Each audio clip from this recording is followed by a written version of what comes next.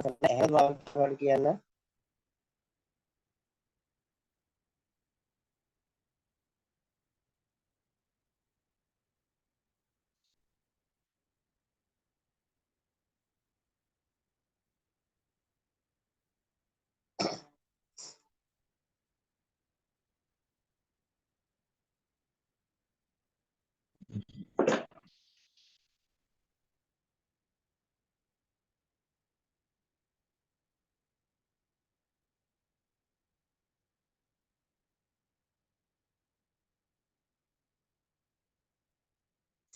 තෙරුවන් සරණයි. ඇහෙන්නේ නැද්ද මාව?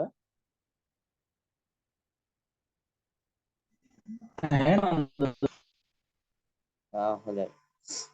එහෙනම් හැම දිනකටම තෙරුවන් සරණ ප්‍රාර්ථනා කරනවා. 2025 වර්ෂයේ වෙනුවෙන් පැවැත්වෙන දහම් පාසල් අවසාන විභාග සාධිකපත් විභාගයේ විෂය ප්‍රතිපෝෂණ සම්මන්ත්‍රණ මාලාවේ බෞද්ධ සංස්කෘතිය විෂය යටතේ අද දවසේ දේශන කටයුතු ආරම්භ කරන්න සූදානම් වෙන්නේ. මේ වෙනකොට අපි සති දෙකක පමණ සාකච්ඡා කළා බෞද්ධ සංස්කෘතිය 2023 අවසාන වරට ආපු ප්‍රශ්න පත්‍රයට උත්තර ලියන්නේ කොහොමද කියන එක පිළිබඳව අද දවසේ අපි කතා කරන්න බලාපොරොත්තු වෙනවා 2019 20. ඒ කියන්නේ මෙතන ඉඳලා ගත්තාම මෙතනින් දෙවනියට ගිය පාරට ඉස්සෙල්ලා ආයි තිබුණේ 2019 තමයි විභාගයේ 20 අවුරුද්දේ. ඒ ප්‍රශ්න පත්‍රය තමයි අපි කතා කරන්න බලාපොරොත්තු වෙන්නේ. මේ වෙනකොට එතකොට දහම් පාසල් වලට ඇඩ්මිෂන් පැමිණීමෙන් පවතිනවා. දැන්ම කලබල වෙන්න දෙයක් නෑ. අපේ දහම් පාසල් වල තව කල් තියෙනවා. 20 වෙනිදා විතර වෙනකොට ආවේ නැත්නම් අපිට ඇඩ්මිෂන් බාගත කරගන්නත් පුළුවන් අපේ සමූහ හරහා ගින් දෙපාර්තමේන්තුව හරහා එහෙම හරි කොහොම හරි දෙපාර්තමේන්තුවට කතා කරලා හරි ඒ කටයුතු කරගන්න පුළුවන්. ඒ හින්දා ඇඩ්මිෂන් එක තව දවස් කිහිපයක් අපිට බලන්න පුළුවන්. තැපෑලෙන්න තාම කල් තියෙනවා. තාම තදාසන්න ප්‍රදේශ වලට තමයි පැමිණෙමින් පවතින්නේ. ගම්බද ප්‍රදේශ වලට හෙට අනිද්දා වෙනකොට ඇඩ්මිෂන් එකේ දහම් පාසල් වලට පුද්ගලිකව ලිපිණයක් නෙමෙයි මේ කියන්නේ හැමෝටම දහම් පාසලේ ප්‍රධානාචාර්යවරයාගේ අත්සන් අරගෙන ඇඩ්මිෂන් බාර අරගෙන තමයි විභාගයට මුහුණ දෙන්න වෙන්නේ. හොඳයි එහෙනම් අපි සාකච්ඡාව ආරම්භ කරමු. තාමත් කතා කරන්න ටිකක් අපහසුයි සම තියෙන නිසා ඇහෙනවා ඇති කියලා හිතනවා, පැහැදිලි ඇති කියලා හිතනවා කටහඬ.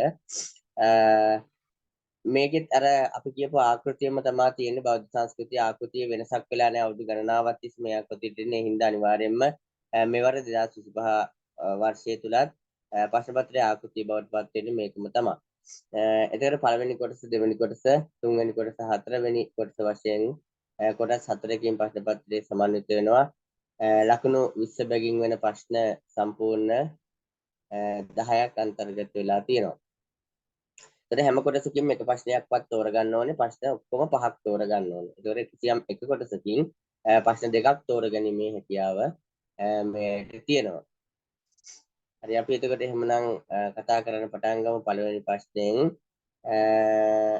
මේකට පුතේ උත්තර පත්‍රයක් ටයිප් කරන්න මට කාල වේලාව තිබුණේ නැහැ පහුගිය කාර්යබහුලත්වයත් එක්ක. මේ සාකච්ඡා කරලා අවසන් කරලා දවස් කිහිපයක් තුල දවස් දෙකක් තුනක් තුල මේකට උත්තර ටික ටයිප් කරලා PDF එකක් විදියට දාන්න බලාපොරොත්තු වෙනවා. එතකන් අද හැමදෙනාම හොඳින් අහගෙන විශේෂයෙන් සටහන් කරගත යුතු දේවල් මේ කතා කරගෙන යන අතරතුරම විශේෂ දේවල් සටහන් කරගන්න කියන එක මතක් කරනවා. එතකොට පළවෙනි කොටසේ පළවෙනි ප්‍රශ්න විදිහට තියෙන පුතේ ඒකේ රෝමන් පළවෙනි ඉලක්කම අකුසල් හා පව්වලට හේතු වන කරුණු නම් කර ඒවායේ ආවේනික ලක්ෂණ හඳුන්වන්න කියලා කියන්නේ. එතකොට අකුසල් හා පව්වලට හේතු වන කරුණු නම් කරලා ඒවායේ ආවේනික ලක්ෂණ මොනවද කියන එක හඳුන්වන්න තමයි පළවෙනි කොටස විදිහට අපිට තියෙන්නේ. එතකොට පොතේ හැම වෙලාවෙම මේ අකුසල් සිද්ධ වෙන්න අපි අතින් අකුසල් සිද්ධ වෙන්න අපි දන්නවා අකුසල් කිව්වහම බුදුදහම තුළ දස අකුසල් 10ක් හඳුන්වලා දීලා තියෙනවා.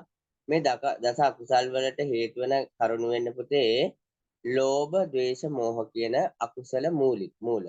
ඒවට කියනවා අපි අකුසල් මූල කියලා. අකුසල් ඇති වෙන්න මුල් වෙන හින්දා ඒවට අපි හඳුන්වනවා අකුසල මූල කියලා.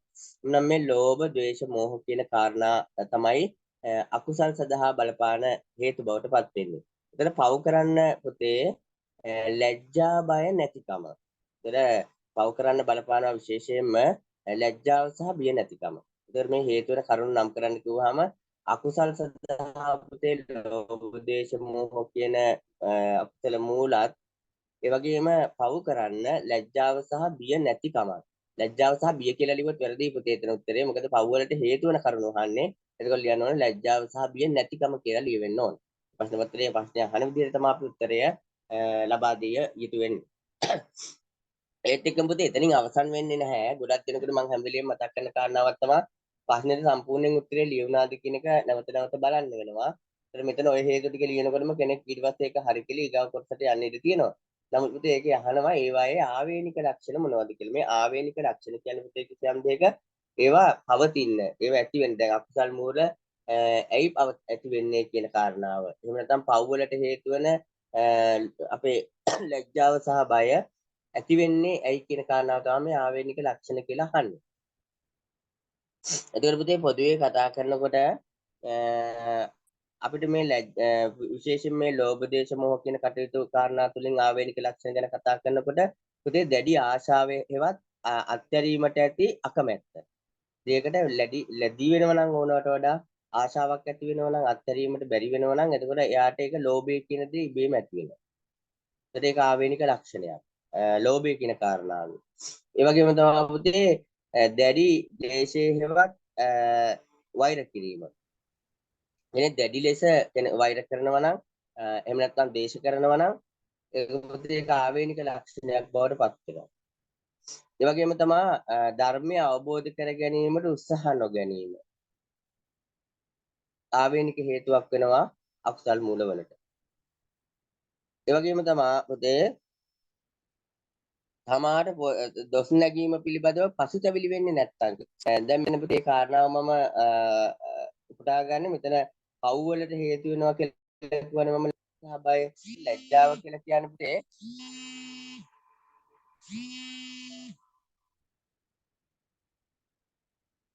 ලැජ්ජාව කියලා කියන්නේ පව් කරන්න තියෙන ඒ කියන්නේ හිරි කියලා කියනවා. හිරිය කියලා කියන්නේ පව් කරන්න තියෙන ලැජ්ජාවට. ඔතප්ප කියලා කියන්නේ ලැජ්ජා කරන්න මේ පව් කරන්න තියෙන බයට. ඒකට හිරියොතප් කියලා තමයි අපිට මේ ලැජ්ජා බය කියන දෙක හඳුන්වන්නේ. මේ පව් කරන්න හේතු වෙන ඒ කියන්නේ ලැජ්ජා බය නැතිකම කියන කාරණා දෙක කතා කරනකොට. ලැජ්ජාවයි බය තියෙනවා නම් පව් කරන්නේ නැහැ. ඒකට ඒ හින්දා දොස් නැගීම පිළිබඳව පුතේ පසුතැවිලි වෙන්නේ නැත්නම් කවුරු හරි දොස් පවරලා කෙනෙකුට හිත රිදෙන්නේ නැත්නම් එයා ඒකට පසුතැවිලි වෙන්නේ නැත්නම් පුතේ ඒක මූලයක්. ඒක ඉබේම ඇති වෙන ආවේනික ලක්ෂණයක් ඒක. ඒ වගේම තමයි පුතේ ඔය තවදුරටත් ගනකොට දඩුවමට බය නැත්නම් කෙනෙක් දඩුවමට බය නොවීම. ඒකට පව් කරන්න හේතු වෙන ආවේනික ලක්ෂණයක්. එයා දඩුවමට කිසියම් කෙනෙක් බය නැත්නම්. ඒ වගේම තමයි පුතේ කෙනෙක් අපායගත වීමට බය නැත්නම්. අපාගත වීම කියන එක විශ්වාස කරන්නේ නැත්නම් බය නැත්නම් පුතේ එයා පව් කරන්න පෙළඹෙනවා. මෙන්න මේ විදිහට පුතේ ආවේනික ලක්ෂණ ගන්න පුළුවන්. එතකොට මේකේ උත්තරේ බවට පත් වෙන්න ඕනේ පුතේ අකුසල් සදහා ලෝභ දේශ මොහ කියන කාරණාත් පව් කිරීම සඳහා විශේෂයෙන් ලැජ්ජාව සහ බිය කියන කාරණාත් බලපානවා. බිය නොමැතිකම බලපානවා. එතකොට ඒ හින්දා පුතේ මේකේ ආවේනික ලක්ෂණ විදිහට අපිට ගන්න පුළුවන් දැඩි ආශාව හේවත් අත්හැරීමට ඇති අකමැත්ත, දැඩි ද්වේෂයේ හේවත් වෛර කිරීම, තරහ කිරීම, ඒ වගේම පුතේ ධර්මය අවබෝධ කර ගැනීමට උත්සාහ නොගැනීම, ඊට පස්සේ දඩුවමට බිය නොවීම, අපාගත වීමට බය නොවීම. තව ඕනනම් කියතයි සමාජයේ ඕනෑම අපහාසයක් විදතරාගෙන ඒවා පිළිබඳව ලැජ්ජාවක් නොමැතිකම. ඒ වගේ කාරණා ගණනාවක් ආවේනික ලක්ෂණ විදිහට ගන්න පුළුවන්. ඔය ටික පුතේ ටයිප් කරලා ඉදිරියට දාන්නම්. කෙටියෙන් සටහන් කරගන්න දැනටත්. ඊළඟට ඒකේ දෙවෙනි කොටස අහනවා පුතේ ඉහත දැක්වෙන අකුසල් හා පව් යටපත් කළ හැකි ආකාරය විස්තර කරන්න. ඒතර අකුසල් සිද්ධ වෙන ඒවා, පව් සිද්ධ වෙන ඒවා යටපත් කරන්න පුළුවන් ආකාරය පුතේ විස්තර කරන්න කියලා කියනවා. එතකොට පුතේ මේ පව් කියන කාරණාව ගමු ඉස්සෙල්ලාම අපි මේ පව් කියන එක කොහොමද යටපත් කරන්නේ කියලා පුතේ අපි දන්නවා හිරියොතප් එහෙම නැත්නම් ලැජ්ජාව සහ බිය නොමැති විට පව් කරන්න පෙළඹෙනවා. අපි දන්නවා ලැජ්ජාව බිය එහෙම නැත්නම් හිරියොතප් කියන දේ නැති වුනහම පව් කරන්න පෙළඹෙනවා. එතකොට එහෙනම් පුතේ අපි පවින් වැළකෙන්න නම් ලැජ්ජාව සහ බිය එහෙම නැත්නම් හිරියොතප් ඇති කරගන්න ඕනේ. අපිට ලැජ්ජාව කියන දේ තියෙන්න ඕනේ, හිරියොතප් තියෙන්න ඕනේ. පව් කරන්න බිය වෙන්න නම්, පව් වලින් වළකින්න නම්. එතකොට පුතේ මේ පව් කිරීමට ඇති ලැජ්ජාව හිරිය ලෙසත් බිය ඔතප් ලෙසත් හඳුන්වනවා. එතකොට පුතේ මේ ලැජ්ජාව හා බිය ඇතිවීමට පුතේ සීලය විශේෂයෙන් බලපානවා.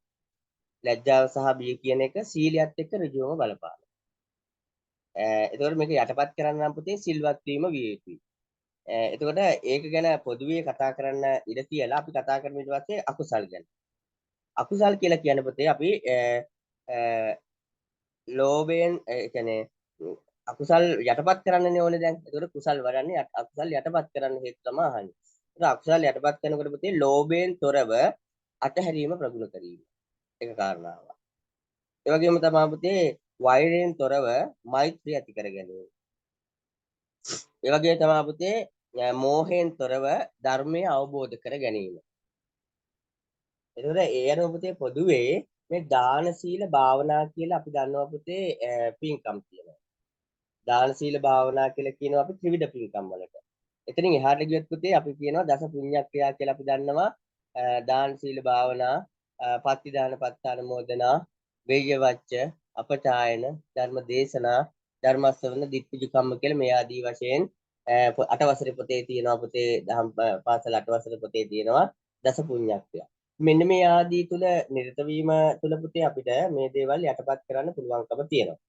ඒ හින්දා අපි මෙතෙන්දි ලියවෙන්න ඕනේ පුතේ යටපත් කරන ආකාරය ගැන කතා කරනකොට අහපව මතක් කරනවා නම් මේ පව් කියන දේ පුතේ හිරියොතප් කියලා හඳුන්වන්නේ. හිරි කියලා කියන්නේ පව් කරන්න තියෙන ලැජ්ජාව, ඔතප් කියලා කියන්නේ පව් කරන්න තියෙන බය. ඉතින් මේ හිරියොතප් කියන දේ ඇති කරගන්න ඕනේ පුතේ පවින් වැළකෙන්න නම්. එතකොට මේක පුතේ කෙලින්ම සීලයත් එක්ක බලපානවා. කෙනෙක් සිල් රකින්නවා නම් සීලයෙන් ආරක්ෂා වෙනවා නම් පුතේ එයා ඉබේම මේ ලැජ්ජාව බය කියන කාරණා දෙක එයා තුළ තියෙනවා. ඒ වගේම මේ අකුසල් වල ඇති කරගන්න නම් පුතේ අපි අලෝභය, අදේශය, අමෝහය ඇති කරගන්න ඕනේ. කියන්නේ ලෝභයෙන් තොරව අත්හැරීම පුරුදු කරන්න ඕන. ද්වේෂයෙන් තොරව මෛත්‍රිය ප්‍රගුණ කරන්න ඕනේ. ඒ වගේම තමයි පුතේ මෝහයෙන් තොරව ධර්මයේ පිළිබඳව ධර්මයේ අනුගමනය කරන්න ඕනේ. එහෙනම් ධර්මයේ පිළිබඳව අවබෝධය ලබා ගන්න ඕනේ. ඉතින් මේ කාරණා ඔක්කොම ගැන කියවෙන පුතේ දානය කියන කාරණාව කියවෙනවා. සීලය කියන කාරණාව කියවෙනවා. භාවනාව කියන කාරණයක් කියවෙනවා පුතේ. මොකද අපි මෝහෙන් තොර වෙන්න අපි භාවනාව තුළින් සිත් දියුණු කරනවා. ඒ හින්දා පුතේ විශේෂයෙන් මේ ත්‍රිවිධ පින්කම් එහෙම නැත්නම් දස පුණ්‍යක්‍රියා ආදී සිදු කිරීම තුළින් අපිට පුළුවන්කම තියෙනවා පුතේ අකුසල් සහ පව් යටපත් කරන්න. ඒ ටික තමයි පුතේ ප්‍රශ්නෙට ලියවෙන්න ඕනේ උත්තරේ. ඊට පස්සේ පුතේ දාණය හඳුන්වා අබේ දාණය යන්න පැහැදිලි කරන්න. ඒතර පුතේ ඒකත් අර උලත් එක්කම සම්බන්ධයි. මේ මුළු ප්‍රශ්නේම එකට සම්බන්ධයි. මේ දාණය කියන කාරණාව ගැන අපිට කතා කරන්න තියෙනවා ඊගාවට. දාණය කියන්නේ මොකක්ද කියන එක ලියවෙන්න ඕනේ පුතේ. අපි දානයක් කියලා කිව්වහම පුතේ පොදුවේ අපි දන්නවා කෙනෙක් ඕනම කෙනෙක් කියන්නේ දානය කියන්නේ දීම කියන එක. නමුත් පුතේ මේ දානය කියන එක හඳුන්වනකොට අත්‍යවශ්‍යයෙන්ම අපි ඇතුළත් කර යුතු වචනයක් තියෙනවා. ඒක තමයි පුතේ අයිතිය අතහැර. ඒ කියන්නේ අපි සතුව තියෙන දෙයක් නේ අපිට දානෙට දෙන්න පුළුවන්. අනුන් සතු දෙයක් අපිට කෙනෙකුට දෙන්න බෑ. ඒක ඒකට අපේ මේ හොරකමක් බවට පත් වෙනවනේ. ඒ නිසා අපි සතුව තියෙන දෙයක් තමයි පුතේ අපි තව කෙනෙකුට දෙන්න පුළුවන්. එහෙනම් ඒකට විශේෂයෙන්ම මේ දානය හඳුන්වනකොට පුතේ ලියවෙන්න ඕනේ අයිතිය අතහැර තමා සතු දෙයක් අනුනට දීම දානය වේ. එතකොට පුතේ දානය පූජා බුද්ධියෙන් දෙන්නත් පුළුවන් අපිට අනුග්‍රාහක බුද්ධියෙන් දෙන්නත් පුළුවන්. ඒකත් ගැනත් පුතේ දැන් දානය හඳුන්වලා ඒක ගැනත් එක පේලියක් ලිව්වට කමන්නේ. එහෙනම් අපි මුලින්ම ලියන්න පුළුවන් පුතේ අයිතිය අතහැර තමා සතු දෙයක් අනුනට දීම දානය කියලා හඳුන්වන්න පුළුවන්. ඒ වගේම තමයි පුතේ දානය දෙන පුද්ගලයා අනුව පූජාවක් වශයෙන් දෙන දාන සහ එහෙම නැත්නම් පූජා බුද්ධියෙන් දෙන දාන සහ අනුග්‍රාහක බුද්ධියෙන් දෙන දාන කියලා හඳුන්වන්න පුළුවන්. ඒක පුතේ කෙනෙකුට මතක් කරගන්න අවශ්‍ය නම් කියන පූජා බුද්ධියෙන් දෙන දානය කියලා කියන පුතේ අපි කෙනෙකුට දෙයක් දීලා අපි අයිතිය අතහැරලා කෙනෙකුට දෙයක් පූජා කරලා වන්දනාමාන කරනවා නම් පුතේ ඒක පූජා බුද්ධියෙන් දෙන දානයක්. උදාහරණයක් විදිහට බුද්ධ පූජාව තැබීම, ගරුතර මහා සංඝරත්නයට දන්පැන් පූජා කිරීම, දස සිල් මාතාවකට පොසොත් සීලේ සමාදන් වුණු පිරිසකට දන්පැන් පූජා කිරීම. අපි ඒ දන්පැන් පූජා කළ වන්දනා කරනවා. ඒව තමයි පුතේ පූජා බුද්ධියෙන් දෙන දානය කියලා කියන්නේ. අනුග්‍රාහක බුද්ධියෙන් දෙන දානය කියලා කියන්නේ පුතේ කෙනෙකුට අපි දෙයක් අතහැරලා අපි සද්දයක් අතහැරලා දෙනවා දානේ. නමුත් ඒ දීලා අපි වන්දනා කරන්නේ නැහැ. හිතන්නකෝ අපි කන්න නැති අසරණ කෙනෙකුට කැම ටිකක් දෙනවා. ගෙදරට එන හිතවතුන්ට අපි බතින් බුලතින් සංග්‍රහ කරනවා. මේකල අපිට ඒකත් දානයක්. නමුත් අපි ඒක වැද නමස්කාර කරන්නේ නැහැ. ඒක අපි දෙන්නේ අනුග්‍රහයක් වශයෙන්. ඒතර අපිට දානය හඳුන්වලා අයිතිය අතහැර තමා සතු දෙයක් අනුන්ට දීම දානයයි. දානය පූජා බුද්ධියෙන් සහ අනුග්‍රහක බුද්ධියෙන් ආදී වශයෙන් දෙන පුද්ගලයානෝ කොටස් දෙකකට වෙන් කරගත හැකියි කියලා ලියන්න පුළුවන් අන්තර. ඊට පස්සේ පුතේ තවත් ඒකේ අහනවා කොටසක් අබේදානය කියන්නේ මොකක්ද කියලා. මේ අබේදානය කියන වර්ගයෙන් පුතේ දානය දෙන දේශි ස්වરૂපය මත අපිට කොටස් තුනකට බෙදන්න පුළුවන්. අතන මම කිව්වේ දෙන දානය දෙන පුද්ගලයානෝ කොටස් දෙකයි. පූජාවක් වශයෙන් දෙන දානය සහ අනුග්‍රහයක් වශයෙන් දෙන දානය.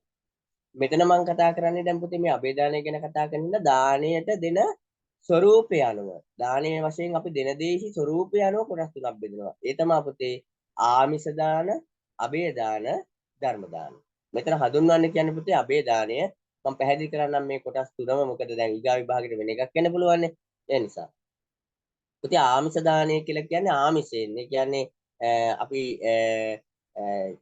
ඇදුමකින් ඒ කියන්නේ එහෙම නැත්නම් ආහාරමය වශයෙන් මේකේ භෞතික වස්තුන් අපිට පරිබාහිර වූ වස්තුන් දානයේ වශයෙන් දෙනවා නම් ඒකට කියනවා ආමිෂ දාන.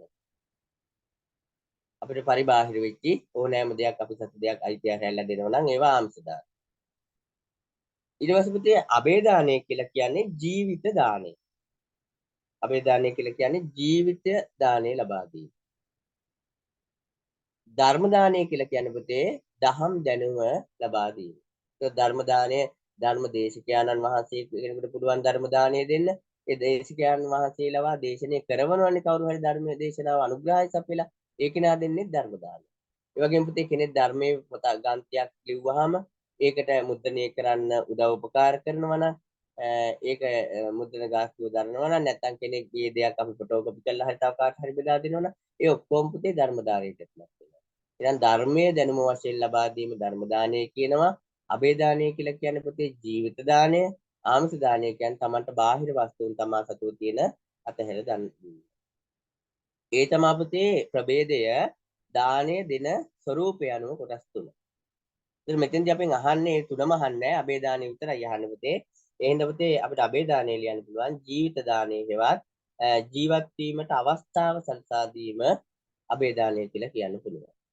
කෙනෙකුට පුතේ මොහොතක් හරි සත්වයකට ප්‍රාණයකට ජීවත් වෙන්න අපි අවස්ථාවක් ලබා දෙනවා නම් ඒක අබේ දානය කියලා කියනවා. උදාහරණයක් විදිහට පුතේ අපි ගවයෙක් නිදහස් කරන්න එහෙම නැත්නම් අපි ඊට පස්සේ එතනින් එහාට පුතේ ගියොත් ඔය කුරුල්ල එහෙම නිදහස් කරනවා අපි මේ ආදී වශයෙන්. ඒතර අපි දන්නවා අපේ භාග්‍යවතුන් වහන්සේ විවිධ පෙරම් පුරණේ අවධිය තුළදී තමන්ගේ ජීවිතේ පවා දානය දුන්නා කියලා. තමන්ගේ දරුවන් වගේ ඒ කියන්නේ තමන්ගේ ජීවිතේ පවා ඒ කියන්නේ අබේ දානය කියලා කියන්නේ ජීවිත දානය කියලා කියන්න පුළුවන්. මෙතෙන්දි පුතේ ජීවිත දානය කියලා කිව්වත් තමන්ගේම ජීවිතයේ විය යුතු නැහැ. ඒක තමයි අපි අවබෝධ කරගන්න ඕනේ.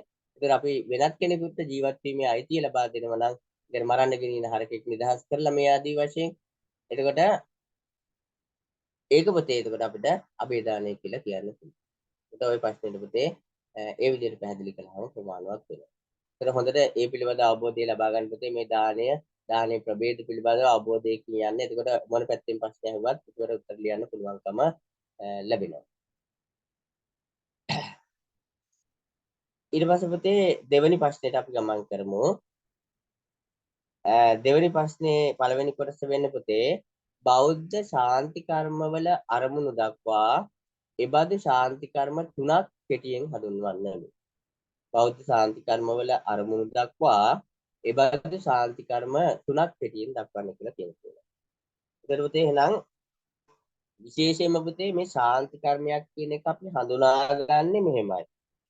පුතේ මෙලව ජීවිතය තුළදීම කිසියම් යහපත් බලාපොරොත්තුවක් ඇතිව යහපත් ප්‍රතිඵලයක බලාපොරොත්තුවක් ඇතිව පුතේ කිසියම් දෙයක් සිදු කරනවා නම් ආගමික කටයුත්තක් ඒවට අපි කියනවා පුතේ බෞද්ධ ශාන්ති කර්ම කියලා. මෙතන අහන්න පුතේ බෞද්ධ ශාන්ති කර්මනේ.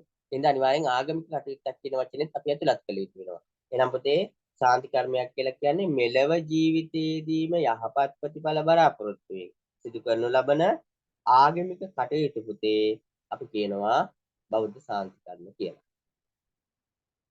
එතකොට පුතේ මේ බෞද්ධ එහෙනම් අපිට හොඳටම පැහැදිලි වෙනවා මේ බෞද්ධ සාන්ති කර්මයක තියෙන අරමුණ මොකක්ද කියලා. එහෙනම් පුතේ අපිට ඊට පස්සේ ලියන්න පුළුවන් වෙනවා පුතේ ඒ අනුව එහි අරමුණ වන්නේ පුතේ මෙලව ජීවිතයේදීම යහපත සලසා ගැනීම. එවනම් බෞද්ධ සාන්ති කර්ම වල ප්‍රධානතම අරමුණ වෙන පුතේ මෙලව ජීවිතය තුළදීම යහපත සලසා ගැනීමයි. ඒකටම අහනවා පුතේ ඒ බඳු ශාන්ති කර්ම තුනක් ගැන කෙටියෙන් හඳුන්වන්න කියලා කියනවා. පුතේ මේ වගේ මම තව දෙයක් පැහැදිලි කර දෙන්නම් මේ ඇයිට උත්තර ලියනකොට සමහර දැන් පුතේ බෞද්ධ ශාන්ති කර්ම කියන එක මෙහෙම අරමුණ දක්වලා ඊට පස්සේ එවැනි ශාන්ති කර්ම තුනක් දක්වන්නවාම ශාන්ති කර්ම තුන පිටුව විතර ලියනවා. ඒතර පුතේ පිටු තුනක් ලියනවා කියලා කියන්නේ ලකුණු 6කට අපි හරි අසාර්ථක වෙනවා ඉතින්. ඒකට හේතුව තමයි පුතේ සාමාන්‍යයෙන් ඔය විභාගෙ දෙන කොලයක එක පිටුවක් ලියන්න සාමාන්‍යයෙන් අපි දන්න දෙයක් ගලාගෙන යන ස්වරූපයෙන් ලියාගෙන යන්නත් පැය කාලක් විතර යනවා. එම ඉතින් මේ එකකට පිටුව ගාන ලිව්වොත් එහෙම මේ සාන්ති කර්ම තුනට විනාඩි 45ක් විතර යනවා. විනාඩි 45කට අපි ලකුණු උපයාගෙන තියෙන 6යි. ඒ හින්දා පුතේ මේ වගේ එකකට මේ කෙටියෙන් විස්තර කරන්න හඳුන්වන්න කියලා කියන තැනදී පුතේ විශේෂයෙන්ම ලියවෙන්න ඕනේ කාරණා කීපයක් තියෙනවා. එතකොට පුතේ අපිට මේක ඉතිහාසයක් තියෙනවා නම් සාන්ති කර්ම තුනක් ගැන කතා කළෙමුක අපිට ලේසි. සාන්ති කර්ම වල උදාහරණ විදිහට අපිට ගන්න පුළුවන් පුතේ පිරිත් දේශනා. පිරිත් දේශනා කියලා කියන්නේ සාන්ති කර්මයක්. ආයි පුතේ බෝධි පූජාව කියලා කියන්නේ සාන්ති කර්මයක්. ආයි පුතේ බලි පූජා කියලා කියන්නේ සාන්ති කර්මයක්. දේව පූජා කියලා ඒවට කියන්නේ. තුනක් කෙටියෙන් හඳුන්වන්න තියෙන්නේ. ඒතර අපි බෞද්ධ ශාන්ති කර්මයක් කියලා කියන්නේ මෙලව ජීවිතයේදී ප්‍රතිඵල යහපත් ප්‍රතිඵල බලාපොරොත්තුෙන් සිදු කරන කටයුතු තමා. එතකොට මේවායේ අරමුණ වන්නේ මෙලව ජීවිතය තුළ යහපත සිත සාන්තිය සලසා ගැනීම. එතන බෞද්ධ ශාන්ති කර්ම තුනක් වශයෙන් පිරිත් දේශනා, බෝධි පූජා, බලි පූජා හෙවත් දේව පූජා හඳුනා ගන්න පුළුවන්කම තියෙනවා. අනපති දැන් එහෙනම් අපි දැන් මේ පිරිත් දේශනා කියන එක ගත්තාම මේකේ ඉතිහාසය මොකක්ද කියන එක පොඩ්ඩක් ලියලා වර්තමානයේ කොහොමද මේක කරන්නේ මේක ප්‍රතිඵලය මොකක්ද කියන එක ලියවනම් ප්‍රමාණවත්. වාක්‍ය තුනකින් විතර මේකට කෙටි සටහන ලියන්න පුළුවන්. එතකොට අපිට ලියන්න පුළුවන් පුතේ දැන් පිරිත් දේශනා කියන එක ගත්තාම අපේ පිරිත් දේශනා ඉතිහාසය ගත්තාම පුතේ බුදු දානන් වහන්සේ අන්දන වදාලා මේ පිරිත පිළිබඳව ඒක ඉතාම හොඳින් අපිට පැහැදිලි වෙනවා. මේ විශාලා මහනුවර තුම්බිය දුරු කිරීම ආදී තුලදී රතන සූත්‍රය ආදී දේශනා කිරීම පිරිතක් වශයෙන් දේශනා කළේ. ඒ වගේම පුතේ අතීතයේම ගත්තාම පුතේ මේ ගංගාරෝහණ පූජාව කියන එක ඉතාම ප්‍රසිද්ධ පිරිත් සජ්ජායනා ක්‍රමයක්. ඒකවල ගගක් තුල පිරිත් මණ්ඩපය හදලා පුතේ පිරිත් සජ්ජායනා කිරීම තමයි ඒ තුල සිදු වුණේ. ඔයගේ අතීතයක් මේ පිරිත් දේශනාව සම්බන්ධයෙන් තියෙන ශාන්ති කර්මයේ සම්බන්ධයෙන් ඉතින් වර්තමානයේදී පුතේ ලෙඩ දුක් දුරු කර ගැනීම සඳහා විවිධ වසංගත වගේ ආදී ආවම මේවෙන් වැළකීම සඳහා ඊපස්සේ ලෙඩ රෝග කියන්නේ කෙනෙකුට ආරක්ෂාව සලසා ගැනීම සඳහා සිත සාන්ති ප්‍රාර්ථනා කර ගැනීම සඳහා පිරිත් දේශනා සත්‍යානාවන් කිරීම සිදු කරනවා. ඔන්න ඔය විදිහට පුතේ කෙටියෙන් සටහන් ටිකක් අපි ලියාගත්තාම ප්‍රමාණවත් වෙනවා. පිරිත් දේශනාව කියලා කියන්නේ පිරිත් දේශනා යනෝ බුදුජානන් වහන්සේගේ බුදුමුවන් දේශනා කරපු පිරිසුත් සත්‍යයනා කිරීම. ඒතර මේක ඉතිහාසය ගත්තාම ගංගාරෝහණ පූජාව ඒ වගේම බුදුජානන් වහන්සේ ජීවමාන කාලය තුලදීම විශාලා මහනුවර ඇති වූ දුර්භික්ෂ රෝග අමනුෂ්‍ය කියන තුම්බියන් දුරු කරන්න රතන සූත්‍රය ආදී දේශනා කිරීම පෙන්වා දෙන්නට පුළුවන්කම තියෙනවා. වර්තමානයේදීත් එතකොට විහාරස්ථාන තුල පුද්ගලිකව ගෙවල් වල මේ පිරිත් දේශනාව සිදු කර ගන්නවා. ඒ තුලින් බලාපොරොත්තු වෙනවා ඒ ගෙදරට ඇති වෙලා තියෙන උවදුරු ආදී තුලින් දුරු කර ගැනීම, අමනුෂ්‍ය දෝෂ ආදී දුරු කර ගැනීම, ඒ වගේම ගෙදර ලෙඩ රෝගීන් ඉන්නවා නම් ඒ අයට ලෙඩ රෝග දුරු කර ගැනීම සහ පොදුවේ සිත සාන්ති උදා කර ගැනීම මේවා තුලින් බලාපොරොත්තු වෙනවා. ඔන්න ඔය ආදී වශයෙන් සටහනක් කිව්වම ප්‍රමාණවත්. ඊට පස්සේ බෝධි පූජාව. ඒතර බෝධි පූජාව ගැන කියනකොට අපිට ලියන්න පුළුවන් පුතේ ඉතිහාසය ගත්තාම බුදුජානන් වහන්සේ ජීවමාන කාලය තුළදීමයි පුතේ බෝධි පූජාව කියන එක හඳුන්වා දෙන්නේ. බුදුජානන් වහන්සේ නැති අවස්ථාවලදී ඒ වෙනට වැදුම් පුදුම් කරන්න පුළුවන් ස්ථානයක් හදන්න පුළුවන් කියන කාරණාව අහුවාම තමයි පුතේ බෝධීන් වහන්සේ වන්දනාමාන කරන්න පුළුවන් කියන කාරණාව සඳහන් කරන්නේ. ඒ වගේම පුතේ බෝධි පූජාවක් විදිහට සැලකන්න පුළුවන් බුදුරජාණන් වහන්සේ තමන්ට බුද්ධත්වයේ අවබෝධ කරගන්න තෙවන දුන්නු බෝධීන් වහන්සේට කරන කෙලෙහිගුණ දැක්වීමක් විදිහට කරපු අනිමිස ලෝචන පූජාව එදා ඉඳලා පුතේ බුදුරජාණන් වහන්සේට බුද්ධත්වයේ ලබන්න පිට දුන්න හින්දා බෝධීන් වහන්සේ පූජනීයත්වයට පත් වෙනවා. ඒ නිසා බෞද්ධ අද වෙනකොටත් පුතේ තමන්ට තියෙන ලෙඩ රෝග දුරු කරගන්න තමන්ට නිරෝගී සුවයත් කරගන්න සිත සාන්තියත් කරගන්නට යහපත සලසා ගන්නට බෝධි පූජා පින්කම් පවත්වන්නට පුරුදුව ඉන්නවා කියන කාරණාව කියන්න පුළුවන්. ඒතර තවදුරටත් ඕනනම් ඒකට ලියන්න පුළුවන්. ඒතර බෝධි පූජාවක් සාමාන්‍යයෙන් අපි බෝධින් වහන්සේ බෝධි පූජාව තුළින් බලාපොරොත්තු වෙන්නේ බෝධින් වහන්සේ නැහැවීම, ඒ වගේම මලින් පහනින් පූජා සිද්ධ කිරීම, ඒ වගේම පුතේ බෝධින් වහන්සේට කොඩි වැල් ආදී මල් වැල් ආදී තුලින් පූජා පැවැත්වීම තුළින් ගෞරව දැක්වීම බලාපොරොත්තු වෙන්නේ. එතකොට වන්දනා ගාථා වගේම විශේෂයෙන් බෝධි වන්දනා කවි ආදිය මේ තුලදී භාවිතා කරනවා කියලා තව කෙනෙකුට ඒ සටහන පුතේ සම්පූර්ණ කරන්න පුළුවන්. මේ පුතේ අපි දන්න දේවල් අපි මේ වෙලාවට උත්තරේට කෙටියෙන් පෙළගස්වා ගන්නයි ඕනේ ගොඩාක් දීර්ඝව සඳහන් කරන්න නැතුව. ඒ වගේම පුතේ ඊට පස්සේ බලි පූජා. එතකොට විශේෂයෙන් පුතේ මේ බලි පූජා කියන්නේ දේව පූජා. මේ දේව පූජා පැවැත්වීම කියන කාරණාවත් පුතේ බුදුදහම තුළ අනුදැන වදාරලා තියෙනවා. ඒක අපිට හොඳින්ම පැහැදිලි වෙන තැනක් තමයි පුතේ රතන සූත්‍රය. මේ රතන සූත්‍රයේ එක තැනක කියනවා පුතේ දිවාච රත්තෝච හරන්තියේ බලින් තස්මාහිනේ රක්කත අපමත්තා කියලා. ඒ කියන්නේ පුතේ දිවා රාත්‍රී බලි පූජා සිද්ධ කළා දෙවියන්ට පින් අනුමෝදන් කරන අයව දිවා රාත්‍රී දෙකෙහිදීම ආරක්ෂා කරත්වා කියලා මේ රතන සූත්‍රය තුළදී සඳහන් කරනවා. ඒ කියන්නේ පුතේ ඒ කියන්නේ දෙවියන් වෙනුවෙන් කරන පූජා කියන කාරණාව බෞද්ධ දහම තුළ එතන පිළි අරන් තියෙනවා. ඒ කියන්නේ දෙවියන්ගෙන් ඉල්ලීම නෙමෙයි යැදීම නෙමෙයි පුතේ මේ කියන්නේ දෙවියන් වෙනුවෙන් කරන පූජා පැවැත්වීම. එතකොට ඒ කාරණාවල් යනකොට බලි පූජා හේවත් දේව පූජා පුතේ මේවත් අතේ ඒ කාලේ ඒ කියන්නේ බුදුජානන් වහන්සේගේ කාලය තුල ඉඳලම පවතින දේවල්. එතකොට රතන සූත්‍රයේ දැක්වෙන දිවාච රත්තෝච හරන්තියේ බලෙන් තස්මා හිනේ රක්කත අප්‍රමත්තා. එහෙම නැත්නම් සිංහලෙන් අපිට මේ විදිහට සඳහන් කරන්න පුළුවන්. රතන සූත්‍රයේ තුලදී දිවා රාත්‍රී බලි පූජා සිද්ධ කරන අයව දෙවියන් අපමාදීව නිරතුරුව ආරක්ෂා කරන්න කියලා ඉල්ලීම් කරලා තියෙනවා කියන කාරණාව සඳහන් කරලා ඒ අනුව පුතේ යම් යම් දෙවියන් වෙනුවෙන් පුද පූජා පවත්වනවා කියන කාරණාව සඳහන් කරන්න පුළුවන්කම තියෙනවා. ඔන්න ඔය විදිහට පුතේ කෙටියෙන් අපිට ඒ ශාන්ති කර්ම තුනක් පිළිබඳව පැහැදිලි කිරීම කරගත්තාම ප්‍රමාණවත්. ඊට පස්සේ පුතේ ත්‍රිවිධ චෛත්‍ය හඳුන්වා එහි ආගමික වැදගත්කම විස්තර කරන්න. ත්‍රිවිධ චෛත්‍ය හඳුන්වා එහි ආගමික වැදගත්කම විස්තර කරන්න ඕනේ පුතේ. ඉතින් අපි දන්නවා පුතේ මේ ත්‍රිවිධ චෛත්‍ය කියලා කියන්නේ පුතේ චෛත්‍ය වහන්සේ, බෝධීන් වහන්සේ, පිළිම වහන්සේ.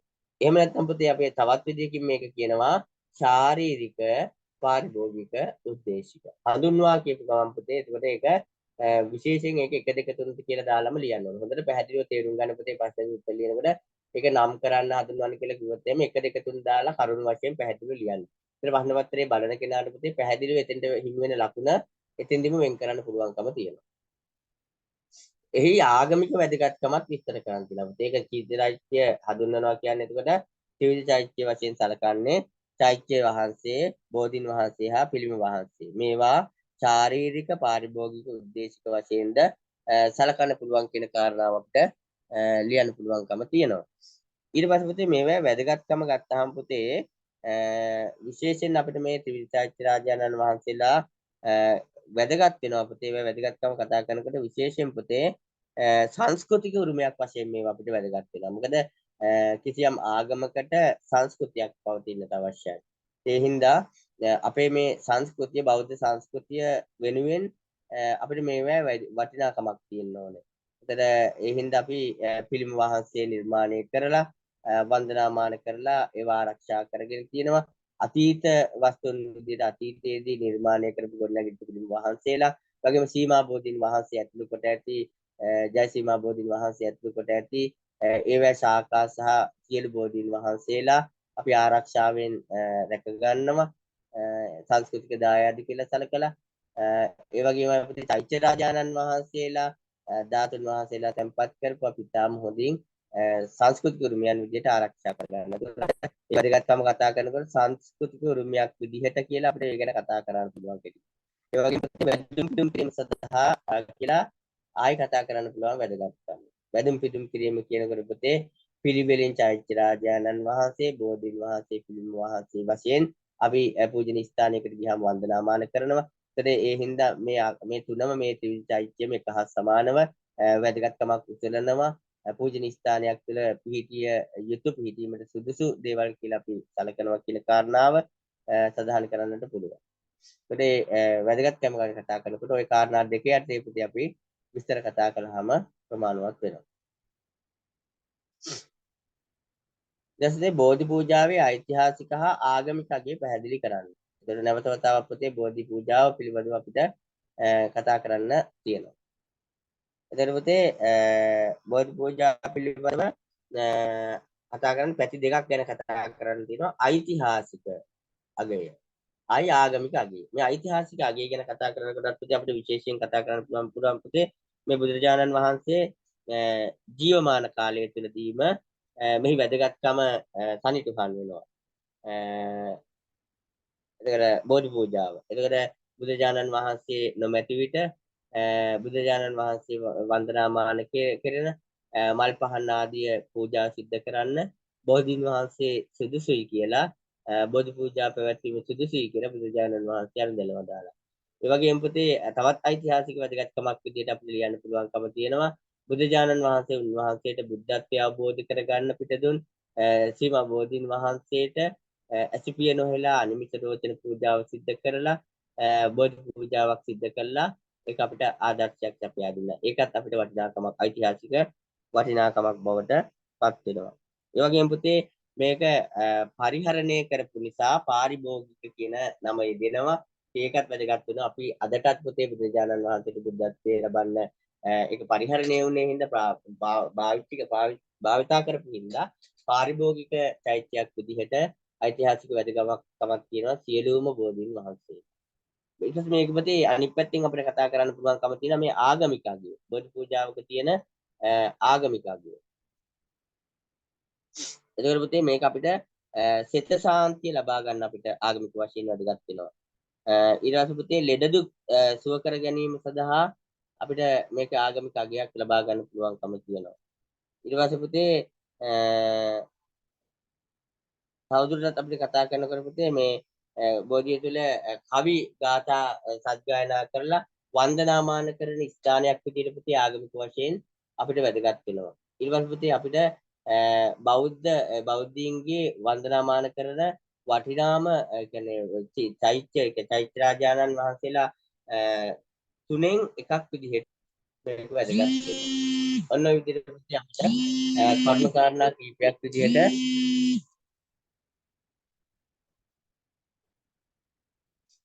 ඔය විදිහට පුතේ ආගමික වශයෙන් සහ අපිට අහලා තියෙන බෝධි පූජාවේ ඓතිහාසික හා ආගමික අගය. එතකොට ඔය විදිහට කර්ම කාරණා කීපයක් වලින් පැහැදිලි කරන්න පුළුවන්. ආයි මතක් කරගත්තොත් පුතේ බුදුරජාණන් වහන්සේ ජීවමාන කාලයේදීම බෝධි පූජා සඳහා අනුදැනව දාරුවා. ඒ හින්දා මේකේ ඓතිහාසික වැදගත්කමක් තියෙනවා. බුදුරජාණන් වහන්සේට බුද්ධත්වයේ ලබන්න පිට දුන් නිසා උන්වහන්සේ අනිමිෂ ලෝචන පූජාව සිදු කිරීම තුළින් ඓතිහාසික වැදගත්කමක් ඇති වෙලා තියෙනවා. ඒක පූජාවක් විදියට ඒ වගේම තමයි පරිහරණය කරපු විදිහ පාරිභෝගික චෛත්‍ය වශයෙන් අපිට වැදුම් පිදුම් කරන්න ඓතිහාසික වටිනාකමක් තියෙනවා. ආගමික වශයෙන් ගත්තාම පුතේ ගාථා සජ්ජායනා කවි සජ්ජායනා කිරීම තුලින් අපිට වන්දනාමාන කරන්න ඊපස්සේ අපිට සිත සාන්තිය උදා කරගන්න ආගමික වැදගත්කමක් මේකේ තියෙනවා. ලෙඩ දුක් සුව කර ගැනීම සඳහා බෝධි පූජා පවත්වන එක ආගමික වශයෙන් අපිට වැදගත් වෙලා තියෙනවා කියන කාරණා ටික ලියවෙන්න.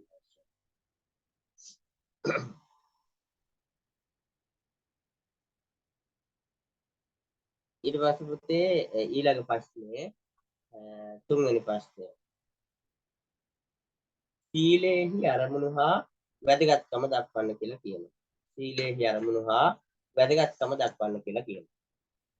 එතකොට පුතේ අපි මම මේ ප්‍රශ්නෙට උත්තරේ කියන්න ඉස්සෙල්ලා පුතේ සීලය ගැන කෙටියෙන් ටිකක් විස්තරයක් කියලා ඉන්නම්.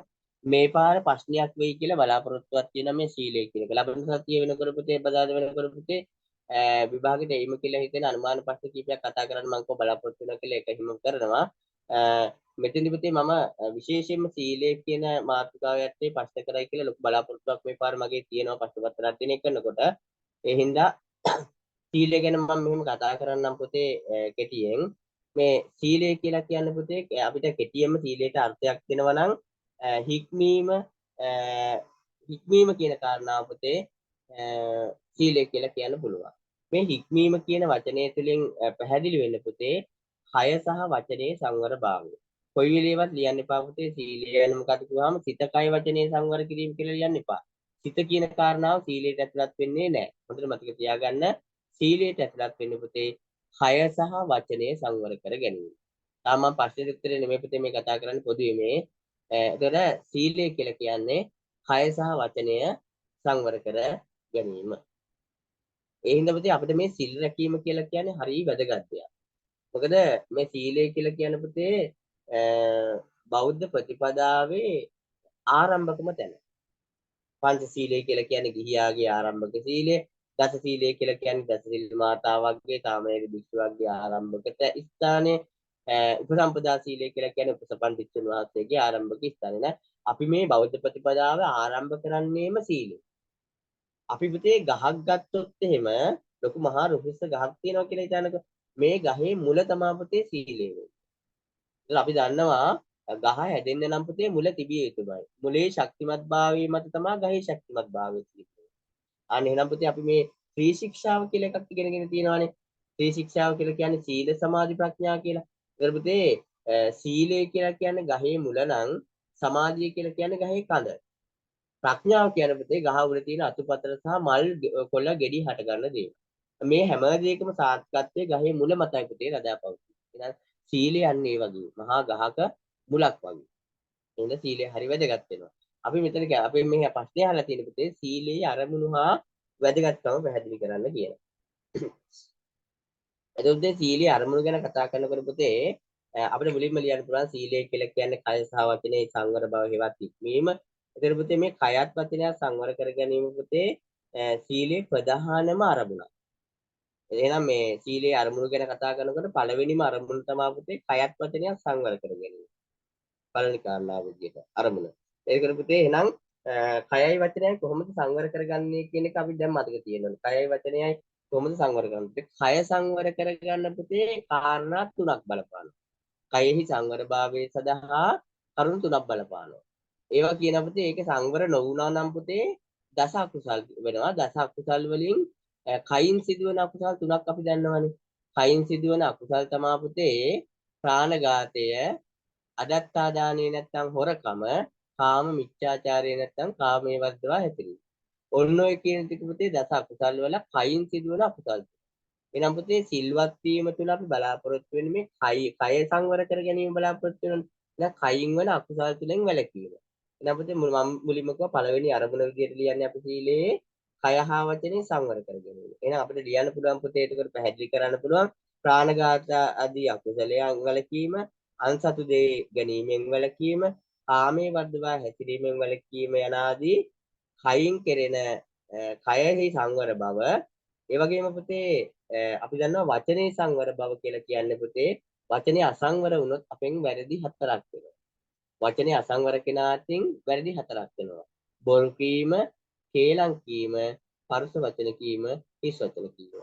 දස අකුසල් වලින් වචනේ සිදුවන හතර කියලා කියන්නේ ඔක්කොම. ඔන්න ඕවෙන් වැළකෙනවා නම් පුතේ යා වචනේ සංවරයි. එහෙනම් එතකොට අපි ලියන්න පුළුවන් පුතේ බොරු කීම, කේලම් කීම, පරුෂ වචන කීම, හිස් වචන කීම ආදී තුලින් සිදුවන අකුසල ඉවත් කිරීමෙන් වචනේ සංවර කරගත හැකියි. අනේ නම් පුතේ කයයි වචනයයි සංවර කර ගැනීම සීලේ එක අරමුණ. එතකොට අපිට ඒ යටතේ ලියන්න පුළුවන් කය සංවර කර ගැනීම කියලා කියන්නේ ප්‍රාණඝාතයෙන් වැළකීම, අදත්තා දාණයෙන් වැළකීම හා කාම මිත්‍යාචාරයෙන් වැළකීම, වචනේ සංවරභාවය කියලා කියන්නේ බොරු කීමෙන් වැළකීම, කේලම් කීමෙන් වැළකීම, පරුෂ වචන කීමෙන් වළකීම සහ හිස් වචන කීමෙන් වළකීම. ඒ වගේම තමයි පුතේ අපිට තවත් කාරණාවක් කතා කරන්න පුළුවන් සීලේ වැදගත්කම හිරියොතක් වශයෙන්. එහෙම නැත්නම් දේව ධර්ම වශයෙන් පුතේ පව් කිරීමට ඇති ලැජ්ජාව සහ බය ඇති කර ගැනීම. සීලේ වැදගත්කම. එතකොට අපි ලැජ්ජාව කියලා කියන්නේ පව් කරන්න තියෙන ඒ කියන්නේ හිරි කියලා කියන්නේ හිරියොතප් නැති කරගැනීම. හිරියොතප් ඇති කරගැනීම. හිරි කියලා කියන්නේ පව් කරන්න තියෙන ලැජ්ජාව. ඔතප් කියලා කියන්නේ පව් කරන්න තියෙන බයන සීලයේ එක වැදගත්කම තවත් වැදගත්කමක් වෙනවා පුතේ. හිරියොතප් එහෙම නැත්නම් දේව ධර්ම කියලා කියනවා. හිරියොතප් වලට කියනවා පුතේ දේව ධර්ම කියලා. මෙන්න මේවා පුතේ ආරක්ෂා කරගන්න සීලයේ වැදගත් වෙනවා.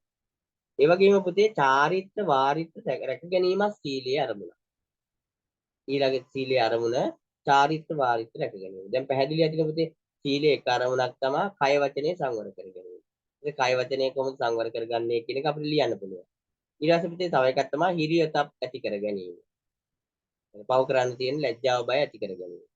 අනිත් එක තමයි පුතේ චාරිත්‍ර වාරිත්‍ර රැක ගැනීම සීලයේ අරමුණ. චාරිත්‍ර කියලා කියන්නේ පුතේ අපි කළ යුතු දේවල්, වාරිත්‍ර කියලා කියන්නේ නොකළ යුතු දේවල්. සීලය තුලින් කරන්නේ පුතේ කළ යුතු දේ සහ නොකළ යුතු දේ පෙන්වනවා. බලන්න දැන් ප්‍රාණඝාත පළවෙනි සිල්පදේ වෙන්නේ අපේ පාණාතිපාතා වේරමණී සික්ඛාපදං සමාදියා. ඒතර ප්‍රාණඝාතයෙන් වෙන්වීම කියන ශික්ෂාපදේ සමාදන් වෙනවා. එහෙනම් ප්‍රාණඝාත කිරීම පුතේ නොකළ යුතු දෙයක්. ප්‍රාණඝාතයෙන් වැළකීම තමයි කළ යුතු දේවල්. චාරිත්‍රය සහ වාරිත්‍රය. සීලේ පදනම් වෙන්නේ පුතේ චාරිත්‍ර වාරිත්‍ර තුන. ඔන්න ඔය ටික පුතේ සීලේ අපිට අහන සීලේ අරමුණුනේ. ඔය ටික සීලේ අරමුණ. සීලේ වැදගත්කම පුතේ ගොඩාක් කතා කරන්න පුළුවන්කම තියෙනවා. අපිට මෙන්න මේ ටික කතා කරන්න පුළුවන් පුතේ විශේෂයෙන් නිවන් මාගෙහි අත්තිවාරම වීම කියලා කතා කරන්න පුළුවන්. සීලයක වැදගත්කමක් පුතේ නිවනේ අත්තිවාරම. මම අර පැහැදිලි කළානේ. අපි මේ ත්‍රි ශික්ෂාව නිවන් මාර්ගය කියලා කියන්නේ පුතේ ත්‍රි ශික්ෂාව. කෙනෙකුට එකපාරට හිතේ කොහොමද ඒක වෙන්නේ කියලා පුතේ අපි ආර්ය අෂ්ටාංගික මාර්ගය දන්නවනේ. ආර්ය අෂ්ටාංගික මාර්ගයේ සම්මා දිට්ඨි, සම්මා සංකප්ප, සම්මා වාචා, සම්මා කම්මන්ත, සම්මා ආජීව, සම්මා වායාම, සම්මා සති, සම්මා සමාධි ආදී වශයෙන් පුතේ අපි කතා කරනවානේ ආර්ය අෂ්ටාංගික මාර්ගය. මේ ආර්ය අෂ්ටාංගික මාර්ගයේ පුතේ බෙදනවානේ අපි සීල සමාධි ප්‍රඥා කියන ත්‍රි ශික්ෂාවට. එතකොට මේ ත්‍රි ශික්ෂාවට බෙදුවහම පුතේ ආර්ය අෂ්ටාංගික මාර්ගය තුල ගමන් කිරීමමනේ නිවන වෙන්නේ. අනේ එහෙනම් නිවනේ පදනම් වෙන්නේ පුතේ සීලය. ඒකට සීල සමාධි ප්‍රඥා කිව්වම මේක පටන් ගන්නෙ මොකෙන්ද? සීලය. අනේ එහෙනම් නිවන් මාගෙහි අතිවාරම විදියට අපිට වැදගත් වෙනවා පුතේ සීලය. ඒ කියන්නේ නිවන් මාර්ගයේ සීල සමාධි ප්‍රඥා වශයෙන් තෙවැදෑරුම් වෙනවා. එතකොට පුතේ ඒකට ඇතුළත් වෙන විශේෂයෙන් ආර්ය අෂ්ටාංගික මාර්ගයේ සම්මා වාචා කියන යහපත් වචනය, සම්මා කම්මන්ත කියන යහපත් ක්‍රියාව, සම්මා ආජීව කියන යහපත් ජීවනෝපාය. මෙන්න මේ දේවල් පුතේ බුදුදහමට අනුව එහෙම නැත්නම් යහපත්ව ගත කිරීම සීලෙන් ආරක්ෂාව. ආර්ය අෂ්ටාංගික මාර්ගය තුල ගමන් කරන කෙනෙක් වචනයෙන් සංවර වෙනවා, කය යහපත් වෙනවා, වචනේ යහපත් වෙනවා සහ ජීවනෝපාය යහපත් වෙනවා. අන්න ඒ තුලින් පුතේ නිවන් මාර්ගයේ අත්තිවාරම සපුරා ගන්න. ඒක සීලයේ වැදගත්කම. ඒ වගේම තමයි පුතේ සිතෙහි එකක බව ඇති කරගන්න සීලය වැදගත් වෙනවා පුතේ. එතකොට අපි දන්නවා පුතේ සිත එකක කරගන්න කලින් කයයි වචනයයි සංවර කරගන්න ඕනේ. කෙනෙකුට සිත සංවර කරගන්න අමාරුයි පුතේ කයයි වචනයයි සංවර නැත්නම්. එහෙනම් මුලින්ම කායික වාචික සංවරභාවය ඇති කරගන්න ඕනේ. අපි කියන්නේ භාවනා කරන්න කලින් සිල් සමාදන් වෙන්න කියලා කියනවා. ඒ අය එහෙම කරන්නේ පුතේ සිත සංවර කරන්න ඉස්සෙල්ලා කයයි වචනයයි සංවර වෙන්න ඕනේ. ඔය දෙක සංවර නැත්නම් අපේ සිත එක කරන්න අපිට අමාරුයි. යානේ එහෙනම් අපිට සීලේ තව වැදගත්කමක් තමයි පුතේ සිතෙහි එකක බව ඇති කර ගැනීම. එහෙනම් පුතේ කායික හා වාචික සංවර බව තුළින් තමයි පුතේ අපිට එතනින් එහාට සිත එකක කරගන්න පුළුවන්කම ලැබෙන්නේ. ඒ වගේම තමයි පුතේ තවත් සීලේ වැදගත්කම ගැන කතා කරනකොට පුතේ අපිට සීලේ ආනිසංස ගැනත් කතා කරන්න වෙනවා. සීලේ වැදගත්කමනේ පුතේ සීලෙන් ලැබෙන ආනිසංස. සීලේ ආනිසංස 5ක් ලැබෙනවා කියලා අපි දන්නවා. මේ අය දන්නවා මතක ඇති මම කියන්නම්. සීලයෙන් ප්‍රති ආනිසංස 5ක් ලැබෙනවා. එකක් තමයි පුතේ අපිට මේ සමාජයට ඕනම වෙලාවක නොබියව ගමන් කරන්න පුළුවන්. සිල් රකින්න කෙනානේ පුතේ සිල් රකින්න හින්දා එයාට බයක් නැතුව සමාජයට යන්න පුළුවන්. ඒ වගේම තමයි පුතේ සීලේ තව ආනිසංසය සමාජයට අපිට හොඳින් කතා බස් කරන්න පුළුවන් නොබියව. මොකද අපි වැරදි කරන්නේ නැති හින්දා සමාජය තුළ අපිට යහපත කතා කරන්න පුළුවන්. අපිට කවුරුත් අපිට කෙනෙක්ගේ වැරද්දක් දැක්කොත් ඒක පෙන්වන්න දෙන්න පුළුවන්. ඒ වගේම තමයි අපිට සීල් රැකින කෙනා සමාජය තුළ පිළිගැනීමට පාත්‍ර වෙනවා. ඒක සීලේ වැදගත්කම. දැන් සමාජයේ ඕන කෙනෙක් පිළිගන්නේ පුතේ සීල්වත් කෙනාව. කෙනෙක් කයින් වචනේ සංවර නම් අපි කියන එයා සිල්වත් කියලා සමාජය පිළිගන්නවා. ඒ වගේම තමයි පුතේ තව සීලේ වැදගත්කම ගැන කතා කරනකොට සිල් රකින්න කෙනා පුතේ හොඳ සිහියෙන් යුතුව කලුරිය කරනවා. සිල් රකින්න කෙනා හොඳ සිහියෙන් යුතුව කලුරිය කරනවා. මේ යනවා. ඒ වගේම තමයි පුතේ හොඳ සිහියෙන් කලුරිය කරන කෙනා අනිවාර්යෙන් සුගතියේ උපත ලබනවා. ඔන්න ඔය පැත්ත සීලේ වැදගත්කම විදිහට කතා කරන්න පුළුවන්. එහෙනම් පුතේ අපිට නැවතත් මේ ප්‍රශ්නේ මතක් කරනවා නම් සීලේ අරමුණු ගත්තාම පුතේ කය වචනේ සංවර කර ගැනීම සීලේ අරමුණක් බවට පත් වෙනවා. හිරියොතප් කියන දේවල්, දේව ධර්ම කියන දේවල් ආරක්ෂා කර ගැනීම සීලේ අරමුණක් බවට පත් වෙනවා. ඒ වගේම තමයි පුතේ ධාරිත්‍ර වාරිත්‍ර රැකීම සීලේ අරමුණක් බවට පත් වෙනවා. ඒවා පුතේ කෙටියෙන් පැහැදිලි කරන්න ඕනේ. දැන් පුතේ වැදගත්කම ගැන කතා කරනකොට පුතේ නිවන් මාර්ගයේ අත්විවරම විදියට වැදගත් වෙනවා. ආර්ය අෂ්ටාංගික මාර්ගය තුළ පැහැදිලි කරලා තියෙන හින්දා සම්මා වාචා, සම්මා කම්මන්ත, සම්මා ආජීව වශයෙන් ඊට පස්සේ පුතේ සීලේහි يعني සිතේ එකඟ බව ඇති කරගන්න මේක වැදගත් වෙනවා. මොකද සිත එකඟ කරන්න කලින් කය වචනේ සංවර කර ගැනීම අවශ්‍ය වෙන නිසා. ඊට පස්සේ පුතේ ආයි පාරක් පුතේ අපිට සමාජයේ පිළිගැනීම සඳහා වැදගත් වෙනවා. සමාජයේ කතාබස් කරන්න නොබියව අදහස් ප්‍රකාශ කරන්න වැදගත් වෙනවා සිල් රැකීම. ඒ වගේම තමයි පුතේ නොමුලාව කරුලිය මේ කියන්නේ සිහියෙන් යුක්තව මේ පරිලව යන්න අකරුලිය කරන්න. ඒ වගේම තමයි පුතේ සුගතිය උත්පත්තිය සඳහා සීලය වැදගත් වෙනවා කියන කාරණාව ලියන්න ඕනේ. අර මුලින් කාරණා දෙකක් කතා කරලා අවසානයේ මම කතා කළේ සීලේ ආනිසංස. අපි දන්නවා සිල් රැකීමේ ආනිසංස පහක් තියෙනවා කියලා. සිල් රැකීමේ ආනිසංස පහ තමයි පුතේ පැහැදිලිව කෙලින්ම කියනවා නම් සමාජයට නොබියව යන්න පුළුවන්. සමාජයේ නොබියව අදහස් ප්‍රකාශ කරන්න පුළුවන්. සමාජයේ කීර්තියට ප්‍රශංසාවටපත් වෙනවා. මිය යන මොහොතේ සිහියෙන් යුක්තව මිය පරලව යනවා. මිය ගියයින් පසුව සුගතිය උපතනවා. ඔය ටික තමයි සීලයේ අංශ. හරි පුතේ. ඒතකොට මේ ප්‍රශ්නේ එහෙම ඊට පස්සේ පුතේ චතු පාරිශුද්ධ සීලය නම් කර එයින් එකක් විස්තර කරන්න ඕනේ. චතු පාරිශුද්ධ සීලය නම් කරලා එයින් එකක් විස්තර කරන්න කියලා කියනවා. එතකොට මම හතරම ගැන කෙටියෙන් පැහැදිලි කරන්නම් පුතේ. මොකද මේ පාර හතරම කෙටියෙන් පැහැදිලි කරන්න කියලා එන්න පුළුවන් ඒ නිසා. එහෙනම් චතු පාරිශුද්ධ සීලය කියන එක අපිට මතක තියෙන්න ඕන පුතේ. චතු පාරිශුද්ධ සීලය තමයි පාතිමෝක්ෂ සංවර සීලය, ඉන්ද්‍රිය සංවර සීලය, ආජීව පාරිශුද්ධ සීලය, පත්‍ය සම්නිශ්චිත සීලය. පත්‍ය සම්නිශ්චිත සීලය. පාතිමෝක්ෂ සංවර සීලය, ඉන්ද්‍රිය සංවර සීලය, ආජීව පාරිශුද්ධ සීලය, සත්‍ය සම්නිශ්චිත සීලය. ඔන්න ඔය ටික තමයි පුතේ චතු පාරිශුද්ධ සීලය කියලා කියන්නේ. සතර සංවර සීලය කියලා හවත් පුතේ ඕකමයි. චතු පාරිශුද්ධ සීලය කියලාත් ඕක අහන්න පුළුවන්.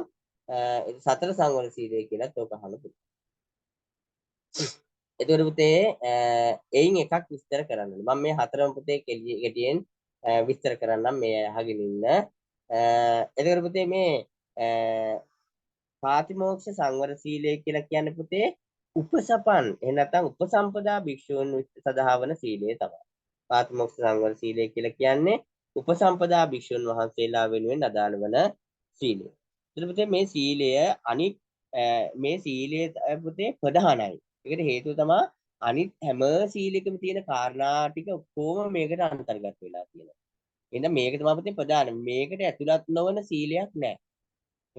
පාතිමෝක්ෂ සංවර සීලය කියන එක ඇතුළත් නොවන සීලයක් නෑ. මොකද අර දස සීලෙන් කියන එක පිළිබඳව අර සීලෙන් පංච සීලෙන් කියන මේ සියලු සිල්පද වලින් කියන කාරණා ඔක්කොම පුතේ ගැබ් වෙලා ඇතුළත් වෙලා තියෙනවා මේ කියන පාතිමෝක්ෂ සංවර සීලය. මේකෙන් පුතේ විශේෂයෙන්ම මේකේ ඇතුළත් වෙනවා මේ සීලය තුළට විශේෂයෙන් වාසය කරන පෙදෙස පිරිසුදුව තබා ගන්න ඕනේ කියන කාරණාව.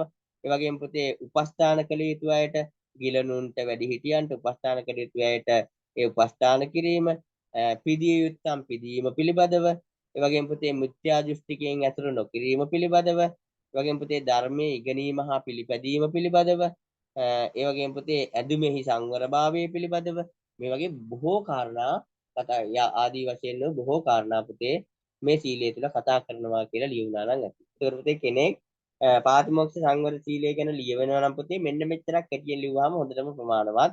ඒතකොට ලියන්න පුළුවන් පුතේ අපිට මේ උපසම්පදා භික්ෂුන් වහන්සේලා සඳහා වන සීලය වේ. මේ තුල අනිකුත් සෑම සිල්පදයකම කරුණු ගැඹී ඇති නිසා මෙය ප්‍රධානතම උසස්ම සීලයක් වශයෙන් සැලකිය හැකියි.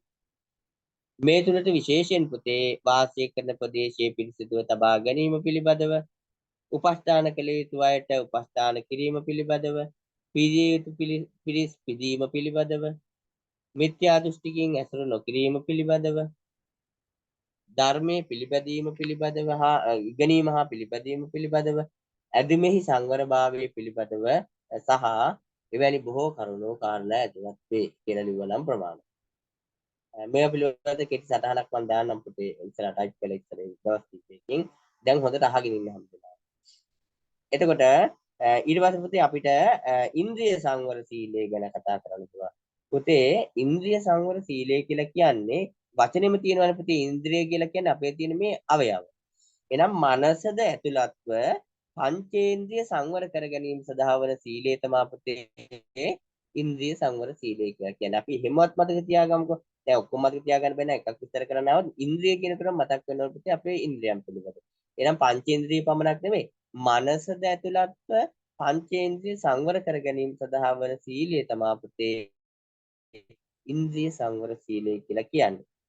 එතකොට පුතේ මේ ලෝභ, ද්වේෂ, මෝහ කියන මේ තුන්දොරින් ඇස, කන, නාසය, දිව, ශරීරය, මන කියන දේවල් පුතේ ඒවට මුලාවටපත් වෙන්න නොදී රැක ගැනීම තමයි පුතේ මේ තුලින් කරන්නේ. එතන ඇහෙන් දැකලා ලෝභ වෙන්නේ නැහැ, ඇහෙන් දැකලා ද්වේෂ කරන්නේ නැහැ, ඇහෙන් දැකලා මෝහය ඇති කරගන්නේ නැහැ. අන්න ඇස සංවරයි. කනෙන් අහලා ලෝභය ඇති කරගන්නේ නැහැ, කනෙන් අහලා ද්වේෂය ඇති කරගන්නේ නැහැ, කනෙන් අහලා මෝහ වෙන්නේ නැහැ. අපි කනෙන් අහලා ඕන තරම් ද්වේෂය ඇති කරනවානේ. කෙනෙක් කාට හරි මොනවා හරි කිව්වා කියලා කනට ඇහුනොත් ඇහිච්ච ගමන් අපි කුපිත වෙනවා. ඒ හින්දා පුතේ අපි ඒක ඉන්ද්‍රිය සංවර සීලය කියලා කියන්නේ මනසත් ඇතුළත්ව පංචේන්ද්‍රිය සංවර කර ගැනීම. එහෙම නැත්නම් පුතේ එහෙනම් ඒකේ තවදුරටත් පැහැදිලි කරනකොට පුතේ ලෝභ, ද්වේෂ, මෝහ කියන අකුසල මූල වලින් පුතේ ඇස, කන, නාසය, දිව, ශරීරය, මන කියනා වූ ඒ ඉන්ද්‍රියන් ආරක්ෂා කර ගැනීම ඒවට නොමුලාව සිටීම තමයි පුතේ ඉන්ද්‍රිය සංවර සීලය තුළදී කෙරෙන්නේ. ඊළඟ සීලය පුතේ ආජීව පාරිශුද්ධ සීලය. එතකොට මේ ආජීව පාරිශුද්ධ සීලය කියලා කියන පුතේ ආජීවය කියනකොටම අපි දන්නවා පුතේ ජීවනෝපාය. ඒක හොඳට මතක් වෙනවනේ මේකට. අර අපේ ආර්ය අෂ්ටාංගික මාර්ගය තුළදී සම්මා ආජීව කියලා තියෙනවා. ඒ කියන්නේ යහපත් ජීවනෝපාය. අන්න මෙතනත් එහෙනම් පුතේ ආජීව කියන වචනේ තියෙනවා. ආජීව පාරිශුද්ධ සීලය කියලා කියන්නේ පුතේ එහෙනම් ධාර්මික ජීවිතයක් ගත කිරීමට අවශ්‍ය කරන පිරිසිදුභාවය. ධාර්මිකව ජීවත් වෙන්න අවශ්‍ය කරන පිරිසිදුභාවය. එතකොට පුතේ මේ කියන්නේ අපි ආජීව අෂ්ටමක සීලය කියලා මේකට කියනවා පුතේ. ඒ කියන්නේ ආජීව පාරිශුද්ධ සීලය කියනකොට පුතේ මෙන්න මේ ටික ඇතුළත් වෙනවා. සතුන් මැරීමෙන් වැළකීම, අදත්තා දාණයෙන් වැළකීම, කාම මිච්ඡාචාරයෙන් වැළකීම, මුසාවාදයෙන් වැළකීම, හෙවත් බොරු කීමෙන් වැළකීම, පිසුනා වාචයෙන් වැළකීම, පරුසා වාචයෙන් වැළකීම, සම්පප්පලාපයෙන් වැළකීම. ඔන්න ඔය කියන කාරණා ටික මේකට ඇතුළත් වෙනවා. ඊට පස්සේ පුතේ අන්තිම සීලය තමයි ප්‍රත්‍යසන්නිසිත සීලය. ප්‍රත්‍යසන්නිසිත සීලය. ප්‍රත්‍ය කියනකොටම පුතේ අපිට තේරෙන වචනේ තමයි අපිට ලැබෙන දේ කියන එක. අන්න එහෙම මතක තියාගන්න. ඒකට පුතේ අමතක වෙන්නේ නැහැ. ප්‍රත්‍ය කියලා කියන්නේ අපිට ප්‍රතිපහසුකම් කියලා අපි කියන්නේ. ඒක ප්‍රත්‍යසන්නිසිත සීලය කියලා කියන්නේ පුතේ අපිට ලැබෙන දේ පිළිබඳව ප්‍රශ්නයක් කියලා මතක තියාගන්න. අන්න එහෙනම් ලැබෙන දේ මොනවද පුතේ? සිව්පසයේ පිළිබඳව ලෝභ, ද්වේෂ, මෝහ කියන සිතුවිලි අතහැරලා ඇති කර නොගැනීම පුතේ. එහෙම නැත්නම් ප්‍රත්‍යවේක්ෂා කර පරිභෝජනයට ගැනීම. සිව්පසේ තියෙනවානේ චීවර, පිණ්ඩපාත, සේනාසන, ගිලානප්පච්ච ආදී වූ සිව්පසය ලෝභ, දේශ, මෝහ කියන දේවල් අත්හැරලා මේවා අපේ පැවැත්ම සඳහා පමණක් කියලා හිතලා ප්‍රත්‍යවේක්ෂාවෙන් යුත සිහියෙන් යුක්තව ප්‍රයෝජනට ගන්නවා නම් පුතේ එතන තියෙන්නේ ප්‍රත්‍යසන්නිසිත සීලය.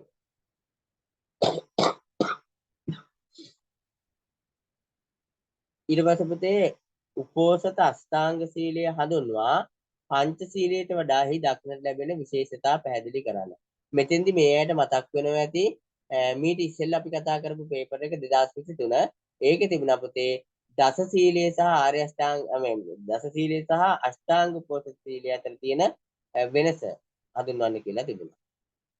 මේකේ තියෙන පුතේ උපෝසථ අෂ්ටාංග සීලය හඳුන්වලා පංච සීලයට වඩා එක තියෙන විශේෂතාවය පැහැදිලි කරන්න කියලා.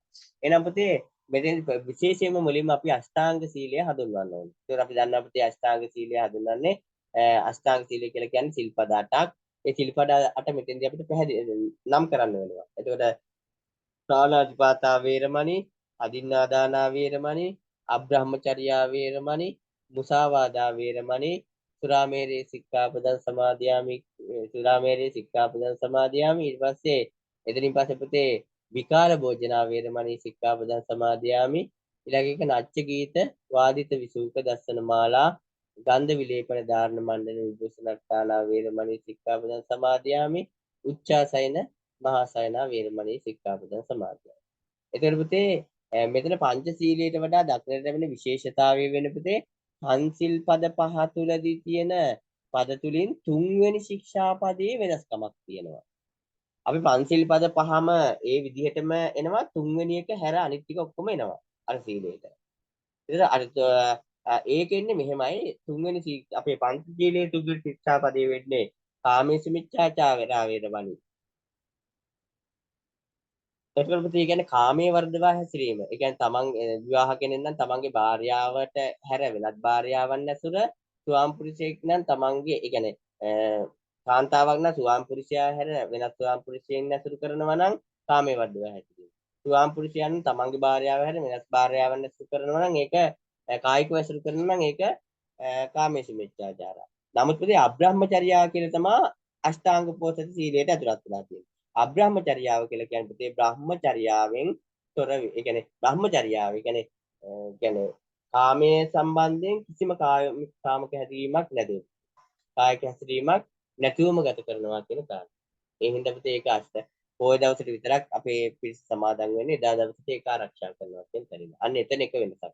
එතනින් එහාට පුතේ යහපව වෙනස්කම් තුනක් තියෙනවා සිල්පද තුනක්. ඒවා තමයි විකාල භෝජනා වේරමණී ඒ කියන්නේ අවේලාවේ ආහාර ගැනීමෙන් වැඩ කිරීමේ ශික්ෂාපදය නච්ච ගීත වාදිත විසුක දස්සන මාලා ගන්ධ විලේපන නැටුම් ගැයීම් ආදී සහ මල් සුවඳ විලවුන් ගන්ධ භාවිතයෙන් වැළකීමේ ශික්ෂාපදය. අනික උස්සසුන් වල වාඩි වීමෙන් වැළකීම කියන උච්චාසයන මහා සයනා කියන ශික්ෂාපදය. දැන් පැහැදිලි කරන්න වෙන්නේ අපිට ওই කාරණා ටික තමයි. ඒකට අෂ්ටාංග උපෝසථ සීලයට වඩා පංචශීලය ගැන කතා කරනකොට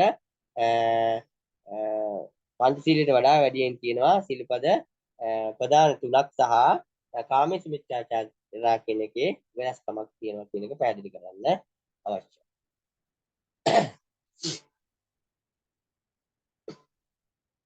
හරි. එතකොට ඒ පුතේ අපි ප්‍රශ්න තුනක් දැන් කතා කළා පළවෙනි කොටසේ. එතකොට ওই ප්‍රශ්න තුනෙන් දෙකක් හෝ එකක් තමයි අපි හැම කෙනාටම තෝරගන්න වෙන්නේ. මොකද අනිත් කොටස් වල ප්‍රශ්න තෝරගන්න ඕන හින්දා. එතකොට මේ වගේ ආවත් එහෙම මේකෙන් Tamanට හොඳටම උත්තර ලියන්න පුළුවන් ප්‍රශ්න එකක් හෝ දෙකක් මේකෙන් අපිට තෝරගන්න පුළුවන්කම තියෙනවා. ඊට පස්සේ පුතේ දෙවෙනි කොටස දෙවෙනි කොටසෙත් මේකේ ප්‍රශ්න තුනක් තියෙනවා. ඒ තුනෙනුත් අපිට දෙකක් හෝ එකක් තමයි තෝරගන්න වෙන්නේ. දෙකෙන් දෙකක් තෝරගත්තොත් අනිවාර්යෙන් මෙතනින් පස්සේ තියෙන හැම කොටසකින්ම එක ගානේ තමයි තෝරගන්නේ. හරි. එතකොට පුතේ අපි කතා කරන්න ඕනේ මේකේ දෙවෙනි කොටස. දෙවෙනි කොටසේ තියෙන පුතේ පළවෙනි ප්‍රශ්නය හතරවෙනි ප්‍රශ්නේ පළවෙනි කොටස චේතියකර හඳුන්වා ඒවා තැනීමේ අරමුණු දක්වන්නලු. එතකොට අපි මේවා ගිය පාරත් කතා කළා සමාන ගොඩක් ඒවා මේකේ චේතියකර කියලා කියන පුතේ චෛත්‍යයක් වෙනුවෙන් සකස් කරන ගෘහය. يعني ගයක් විදිහට චෛත්‍යයක් වෙනුවෙන් සකස් කරන ලද ගෘහය තමයි පුතේ චේතියකරය කියලා කියන්නේ. ඒක මේක චෛත්‍යයටම සම්බන්ධ අංගයක් විදිහට අපිට සලකන්න පුළුවන්කම තියෙනවා. මේවා තැනීමේ අරමුණු වෙන්න පුතේ ප්‍රධානම වශයෙන්ම මේ චෛත්‍යයට ආරක්ෂාවක් ලබා දීම. මේ චේතියකරේ නැත්නම් චෛත්‍ය වෙනුවෙන් හදන ගෘහය තුලින් වටදාගේ කියලා තමයි මේවා හැදින්නවා. ඒකට පුතේ මේවා තුලින් බලාපොරොත්තු වෙන්න පුතේ චෛත්‍යයට ආරක්ෂාවක් ලබා දීම. අනිත් එක තමයි පුතේ ඔය අවුවෙන් වැස්සෙන් පින්නෙන් ආරක්ෂා වෙලා ඒක වන්දනාමාන කරන බැතිමතුන්ට වන්දනාමාන කිරීමේ කටයුතු පහසු කරන්න මේ චෛත්‍යකර හැදීම වැදගත් වෙනවා. දැන් පැහැදිලි ඇතිනේ මේක චෛත්‍යයට ආවරණයක් නෙමේ හදන්න පුතේ චෛත්‍යයට ඉහළින් කණු හිටවලා චෛත්‍යයට සම්පූර්ණ ආරක්ෂාවක්. ඒකද වැස්සෙන් චෛත්‍යය තෙමෙන්නේ නැහැ. අවුවෙන් ඒකට හානි සිද්ධ වෙන්නේ නැහැ වගේ මේ චෛත්‍යය ඉදලා සැලකිය යුතු බිම් කඩක් දක්වා පැතිරෙන ප්‍රදේශයේ දක්වාම අවුව වැස්සෙන් ආරක්ෂා වෙන්න තියෙනවා. ඒකට බැතිමතුන්ට ඒ තුල ඉඳලා චෛත්‍ය වන්දනාමාන කටයුතු කරගන්න පුළුවන්. ඒ වගේම තමයි පුතේ අපිට තවදුරටත් මේක දීමේ අලමුණක් විදිහට ගන්න පුළුවන්. මේකේ අලංකාරයේ පිණිස ගන්න පුළුවන්. ඒ තවදුරටත් පුතේ වැදගත්කමක් කියනවා නම් ගෘහ නිර්මාණ ශිල්පයේ දිගින් දිගටම රැක ගැනීම සඳහා මේක වෙන්න පුළුවන්. ඒ කියන්නේ අතීතයේ ගෘහ නිර්මාණ ශිල්පයේ තුළ පුතේ මේ චේතියකර තිබුණා හින්දා ඒවා ආරක්ෂා කරගන්න මේවා තරනවා වෙන්න පුළුවන්. මේ විදිහට ඒකට පුතේ කරුණු ගන්නවා. ඒතර ඒ කියන්නේ ගෘහ නිර්මාණ ශිල්පය දිගින් දිගටම ආරක්ෂා කර ගැනීම සඳහා අලංකාරයේ පිණිස චෛත්‍යයට ආරක්ෂාවක් ලබා දීම පිණිස බැතිමුතුන්ට වන්දනාමාන කරනකොට අවුෙන් වශයෙන් ආරක්ෂා වෙලා ඒ කටයුතු සිදු කරගන්න මේවා තැනීමේ අරමුණු බවට පත් වෙනවා. ඊට පස්සේ පුතේ ලංකාවේ පිහිටි ප්‍රාග් බෞද්ධ චෛත්‍ය ගැන විස්තරයක් කරන්න. ඒතර මේ ප්‍රාග් බෞද්ධ ප්‍රාග් කියලා කියන්නේ පුතේ දැන් බුදුදහම ගැන කතා කරනකොට අපේ බෞද්ධ දහම ගැන කතා කරනකොට බුදුදහම ලංකාවට ගේන කලින් කියන කාරණාව. ඒක තමයි ප්‍රාග් කියලා කියන්නේ. එහෙනම් මේ ලංකාවේ පිහිටි ප්‍රාග් බෞද්ධ චෛත්‍ය ගැන විස්තරයක් කරන්න කියලා කියනකොට පුතේ අපිට කතා කරන්න පුළුවන්කම තියෙනවා. එතකොට මේ ලක්දිව පුතේ ප්‍රාග් බෞද්ධ චෛත්‍ය ගැන කතා කරන විශේෂයෙන්ම පුතේ බුදුචානන් වහන්සේ මේ ජීවමාන කාලයේම පුතේ ආරම්භ වුණා කියන කාරණාව අපි දන්නවා. ඒ සඳහා පුතේ විශේෂම පද ප්‍රධානතම උදාහරණය තමයි පුතේ මයංගනේ චෛත්‍ය. ඒකදී පුතේ මේ අපි දන්නවා බුදුචානන් වහන්සේ පුතේ බුද්ධත්වයෙන් 8 වෙනි මාසේ ලක්දිවට වැඩම කළා. ඒ වැඩම කරනකොට පුතේ සමන් දෙවියන්ට පරිත්‍යාග කළ කේශ ධාතුන් තැන්පත් කරලා පුතේ මයංගන චෛත්‍යය හැදුවා කියලා විශ්වාස කරනවා. ඒක පුතේ ප්‍රාග් ඓතිහාසික චෛත්‍යයක් බවට පත් වෙනවා.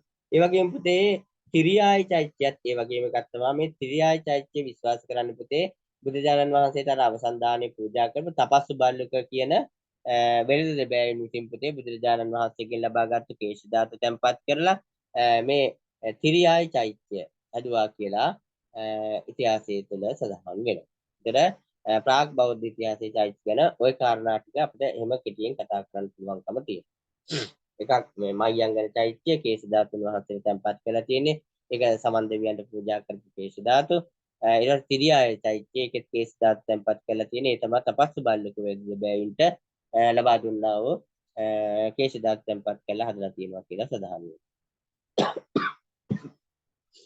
චෛත්‍ය දෙක තමයි මයංගන චෛත්‍ය තිරියායි චෛත්‍ය.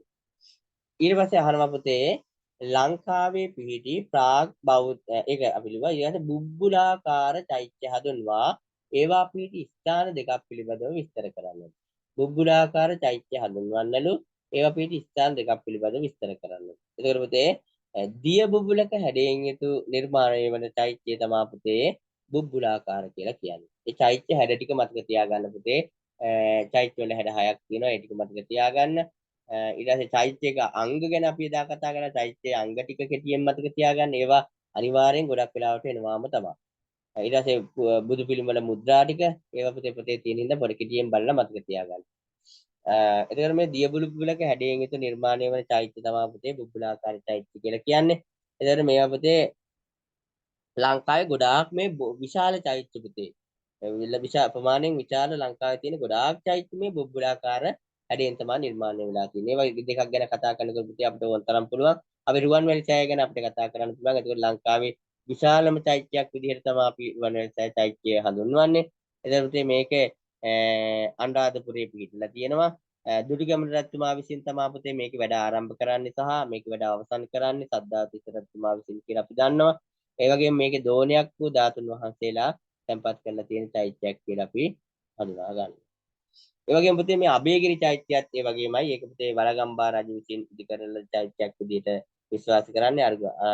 අනුරාධපුරයේම පිහිටලා තියෙන උසින් අඩි 350ක් පමණ වුණු චෛත්‍යයක් කියන විස්තර ඇතුළත් වෙන්න ඕනේ. මේ අපතේ පොත්වල ගොඩක් විස්තර තියෙන හින්දා මම දිගින් දිගට මේක ගැන කතා කරගෙන යන්නේ නැහැ. ඒවා බලා ගන්නත් පුළුවන්. සටහනකුත් මම මේ සම්බන්ධයෙන් දාන නිසා. එතන විශේෂයෙන් පුතේ චෛත්‍යයක් ගැන හැම විස්තර කරනකොට කොහෙද තියෙන්නේ? කරවුවේ කවුද? ඒකේ දිග පළල ප්‍රමාණයන් තියෙනවා නම් ඒවා පිළිබඳව සහ ඒකේ තියෙන විශේෂත්වය. tempat කළා යම් දෙයක් තියෙනවා නම් ඒවා මොනවද කියන ටික තමයි මේකෙන් අපේක්ෂා කරන්න උත්තරේ. ඒකේ කවුද ඉදිකලේ? කොහෙද තියෙන්නේ? ප්‍රමාණයන් ඒ කියන්නේ චෛත්‍ය උස පළල තියෙනවා නම් ඒ ප්‍රමාණයන් සහ ඒකේ නිදන් කරලා තියෙන්නේ මොනවද කියන කාරණා ටික ගැබ් වෙන්නයි අවශ්‍ය වෙන්නේ කියලා. ඊට පස්සේ පුතේ අපිට ඊළඟ ප්‍රශ්නෙටත් ගමන් කරමු අපි. පස්වෙනි ප්‍රශ්නය හිඳි බුදු පිළිම හඳුන්වා ලක්දිව පිහිටි එබැදු පිළිම ගැන විස්තරයක් කරන්න කියලා කියනවා. එතකොට පුතේ මේ හිඳි බුදු පිළිම කියලා කියන්නේ ඒවට පුතේ අර වැඩ හිඳින බුදු පිළිම. එතන ඒ කියන්නේ බුදුජානන් වහන්සේගේ බිම වාඩි ඒ කියන්නේ වාඩි වී සිටින ඉරියව්ව දැක්වීම සඳහා ඉදිකරන නිර්මාණය කරන පිළිම තමයි හිඳි පිළිම කියලා කියන්නේ. එතකොට පුතේ විශේෂයෙන් පුතේ මේ හිඳි පිළිම ගත්තාම පුතේ මේ පරණ හිඳි පිළිම ගැන කතා කරනකොට හොඳින්ම ආරක්ෂාලා වෙලා තියෙන පිළිමයක් විදිහට පුතේ අපි හඳුන්වනවා පුතේ කොළඹ මේ කෞතුකාගාරයේ තියෙන තොළුවිල බුදු පිළිමය කියන බුදු පිළිමය.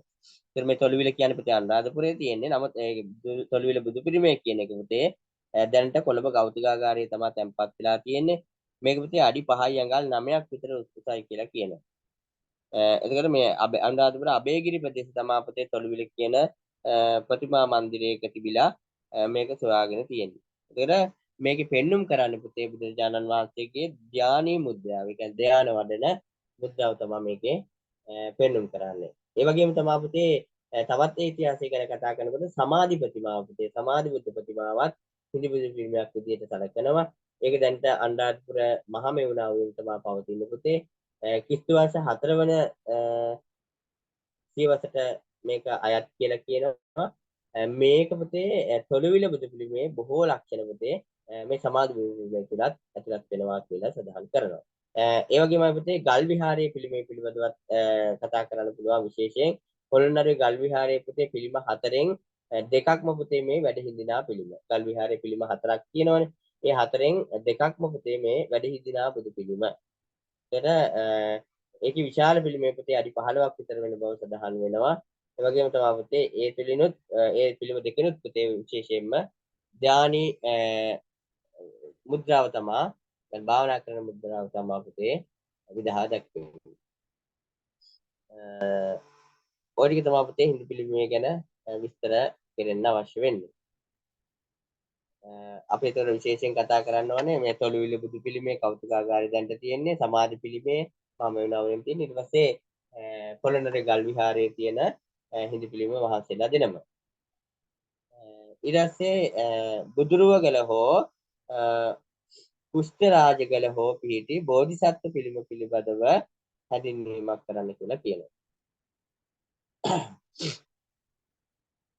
එතකොට පුතේ මේ බුදුරුවගල බෝධිසත්ව ප්‍රතිමා පිළිබඳව කතා කරනවා ඒ දෙකෙන් එකයි කතා කරන්න තියෙන පුතේ දෙකම අපි කෙටියෙන් කතා කරනවා නම් මේ බුදුරුවගල පුතේ එතකොට මේකේ මේ බුදුරුවගල පිළිම වලට පුතේ බෝධිසත්ව පිළිම වලට මේ අනුරාධපුරයේ අවසාන භාගයට අයත් කියලා තමයි මේක සලකන්නේ.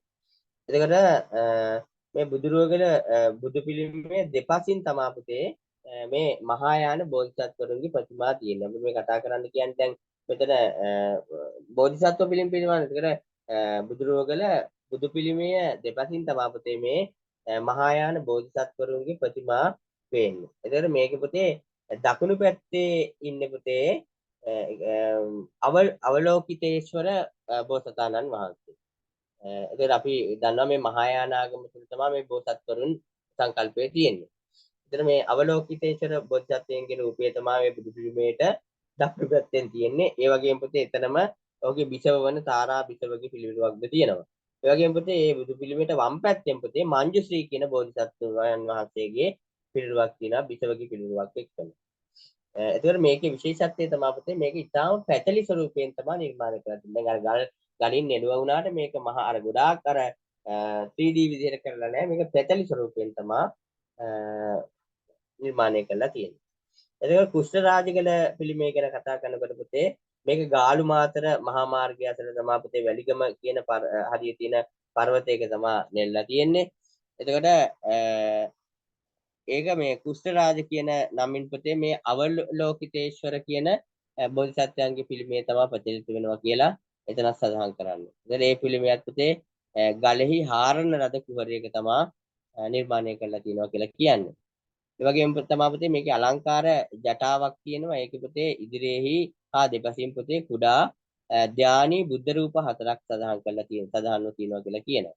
ඒ වගේම තමයි පුතේ දකුණු අතෙහි විතර්ක මුද්‍රාවත් වම් අතෙහි වරද මුද්‍රාවත් නිර්මාණය කරලා තියෙනවා කියලා කියනවා ඒ බෝධිසත්ව පිළිමයේ තුල.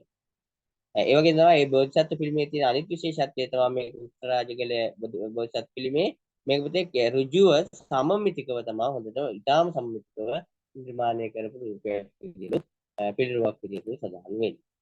ඒ ඔය දෙකෙන් එකක් ගැන තමයි පැහැදිලි කරන්න කියලා ප්‍රශ්න අහලා තියෙන්නේ. ඊට පස්සේ පුතේ ලංකා ඊගාව ඒක කොටස වෙන්නේ ලංකාවේ දක්නට ලැබෙන මුරගල් හා වග්ගල් පිළිබඳව තොරතුරු දක්වන්න. ලංකාවේ දක්නට ලැබෙන මුරගල් හා කොරවග්ගල් පිළිබඳව තොරතුරු දක්වන්න කියලා තියෙනවා. මේවත් පුතේ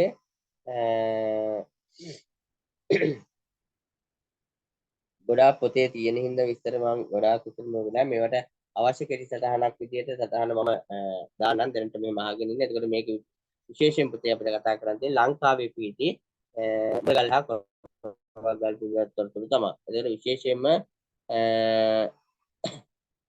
මේ කොරවග්ගල් පුතේ විශේෂයෙන්ම කලාකෘතියක් විදිහට වටිනාකමක් ඇතිව නිර්මාණය වෙන්න පුතේ අනුරාධපුරයේ රත්න ප්‍රසාදයෙන් කියලා කියනවා. මුරගල් ගැන කතා කරනකොට එතකොට පුතේ ඒවා නෙළු ශිල්පියා පුතේ මේ රෙදි පිළිවෙල රැලි ආභරණ බොහොම ඉතා සියුම්ම ඒ හැම අංගයක්ම හරිහරි විදහා දක්වන්න නෙල්ලා තියෙනවා කියලා කියනවා. ඒ මුරගල් තුල. එතකොට ඒ වගේම තමයි පුතේ මුහුණේ පියංකර භාවය සිරුරේ සිව්මැලි බව පෙන්වීමට බොහෝම සමත් වෙලා තියෙනවලු අනුරාධපුරයේදී අනුරාධපුර රත්න ප්‍රසාදයේ තියෙන මුරගල. ඒ වගේම තමයි පුතේ ආයත් මුරගල් ගැන කතා කරනකොට පොළොන්නරුවේ නටබුන් අතරත් පුතේ නාග මුරගල් දක්නට ලැබෙනවා කියලා සඳහන් වෙනවා. ඒවා පුතේ సౌందර්යය අතින් ගත්තාම අනුරාධපුරයේ තියෙන මුරගල් තරම් ප්‍රසිද්ධියක් උසරන්නේ නැහැ, ලස්සනක් උසරන්නේ නැහැ. ඒතර මුරගල් සම්බන්ධයෙන් කතා කරනකොට මේ අනුරාධපුරයේ රත්න ප්‍රසාදයේ තියෙන මුරගල තමයි පුතේ විශේෂයෙන්ම අපිට තොරතුරු අතීත තොරතුරු ගොඩක් උකහා ගන්න පුළුවන්කම තියෙනවා. ඒ වගේම තමයි පුතේ කොරවක්ගල් ගැන කතා කරනකොට මේ පොළොන්නරුවේ කොරවක්ගල් ඒ වගේම තමයි අනුරාධපුරයේ කොරවක්ගල් කියන දෙකම පුතේ සමානයි කියලා කියනවා. ඒකට විශේෂයෙන්ම පොළොන්නරුවේ මේ කොරවක්ගල් තියෙන්නේ ලංකාතිලක විහාරයේ ඇති මුරගලක රූපයක් තුලින් කියන කතාව සඳහන් වෙනවා. ඒ වගේම තමයි පුතේ මේවා මකරෙක්ගේ මුවින් තමයි විදහා දැක්වෙන්නේ. අපි දන්නවනේ කොරවක්ගල් තියෙන කොරවක්ගල මකරගේ කටින් කට විදියට තමයි පටන් ගන්න. ඒක ඉවර වෙන්නේ පුතේ සුලියක් වගේ නැමෙලා තමයි ඉවර වෙන්නේ. ඒක තමයි ඒ වගේ ස්වරූපී බවට පත් වෙන්නේ.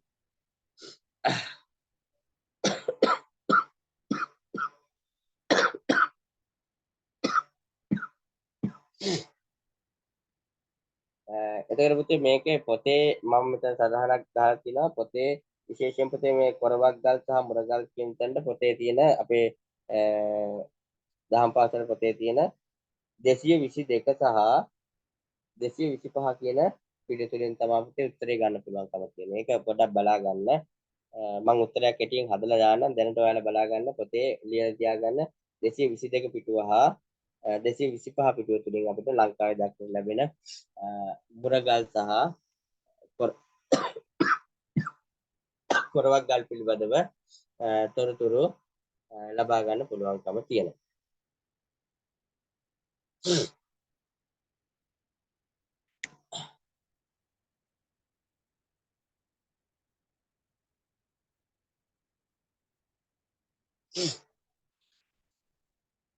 ඊට පස්සේ 6 වෙනි ප්‍රශ්නේ පුතේ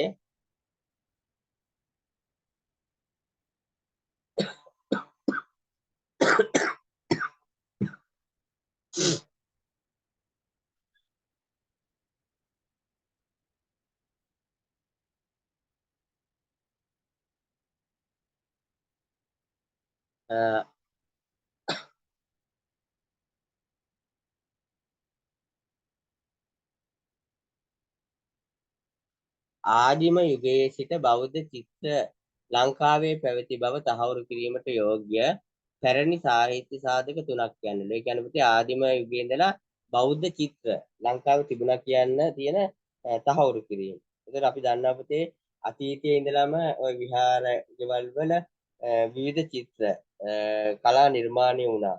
කාන්තා රූප ආදී. නමුත් බුදුරජාණන් වහන්සේ අන්දලවදාලා පුතේ භික්ෂුන් වහන්සේලා සදහා එවැනි කියන්නේ කාන්තා රූප පිරිමි රූප චිත්‍රමය කරන්න එපා කියලා ඒ වෙනුවට මල් වැල් මල් ආදී තුලින් බිත්ති සැරසිලි කරන්න පුළුවන් කියන කාරණාව අනුදැනව දාලා කොහොම නම් මෙතෙන්දී අපෙන් අහන්න පුතේ ආදිම යුගයේ ඉඳලා බෞද්ධ චිත්‍ර ලංකාවේ පැවති බවට තහවුරු කරන්න යෝග්‍ය පැරණි සාහිත්‍යමය සාධක. ඒතර එකක් ගන්න පුළුවන් පුතේ අපිට දුටුගැමුණු රජතුමා පුතේ මේ ලෝහ ප්‍රසාදේ ලෝහ මම්මාය සදා සැලසුම සපයන්නේ භික්ෂුන් වහන්සේලා විසින්. එතකොට පුතේ රහතන් වහන්සේ මේ හරණි නම් එක් දෙව්දුවකගේ මාහැකි විමානයක් දැක එය හිඳගුලෙන් වස්ත්‍රයක ඇදගෙන තබා ගත්තා කියලා සඳහන් වෙනවා. ඒ වගේම තුමා පුතේ තව තියෙනවා ඒ වගේම තැනක් සාක්ෂියක්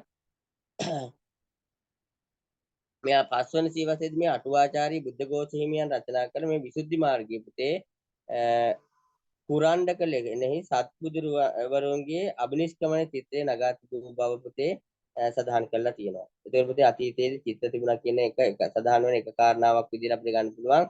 ඒ කියන්නේ පස්වන සියවස වෙනකොට අටුවාචාරී බුද්ධඝෝෂ හිමි රචනා කර විසුද්ධි මාර්ගයේහි කුරණ්ඩක ලෙනෙහි සත්බුදුවරුන්ගේ අබිනිෂ්ක්‍මණ චිත්‍රයට නගලා තියෙනවා. ඔතන සඳහන් කරගෙන තියාගන්න පුතේ පොතේ 235 පුතේ කියලා. ඒකට ඒකට උත්තරේ මේයට ගොනු කරගන්න පුළුවන්කම ලැබෙයි. කතා කරන්න ටිකක් අමාරු ඉදිකර පුතේ ඒකයි. ඒ වගේම මේ මනහර සිතුවම් වලින් පුතේ උමගක් අලංකාරය කළා තිබුණයි කියලා උමන්දාවේ සඳහන් වෙනවා පුතේ මනහර සිතුවම් වලින් උමගක් කළා තිබුණා කියලා. ඒකත් ඒ වගේම සාක්ෂියක්. අනික අර දුටුගැමුණු රජතුමා ලෝවා මහපාය සැලසුම් කරනකොට භික්ෂුන් වහන්සේලා සැලසුම ඇදපු එක තුලිනොත් මේ සිතුවම් කියන කාරණාව තිබුණු බව සාක්ෂි විදිහට ගන්න පුළුවන්කම තියෙනවා. ඒ වගේම පුතේ මේ සීගිරි බිතු සිතුවම් වලින් නිරූපණ එක කාන්තා චිත්‍ර ගැන පවත්නා විද්වත් මත දෙකක් ඉදිරිපත් කරන්න. පුතේ එක එක විද්වත්තු මේ කාන්තා රූප සීගිරි බිතු සිතුවම් වල ඇදලා තියෙන කාන්තා රූප ගැන විවිධ මත ප්‍රකාශ කරනවා. පුතේ එතකොට මේ පුරාවිද්‍යා කොමසාරව සිටි මේ බෙල් මහතා ප්‍රකාශ කරන්නේ පුතේ මේ චිත්‍රවලින් නිරූපණය වෙන්නේ කාශ්‍යප රජුගේ විසෝවරුන් කියලා. විසෝවරුන් හා සේවිකාවන් කියලා. ඒ වගේම තමයි පුතේ මේ ආනන්ද කුමාරස්වාමී ඒ වගේම හොකාට් සහ බෙන්ජමින් රෝලන් වැනි අය කියනවා පුතේ මේවා තුල ඉන්නේ අප්සරාවන් කියලා.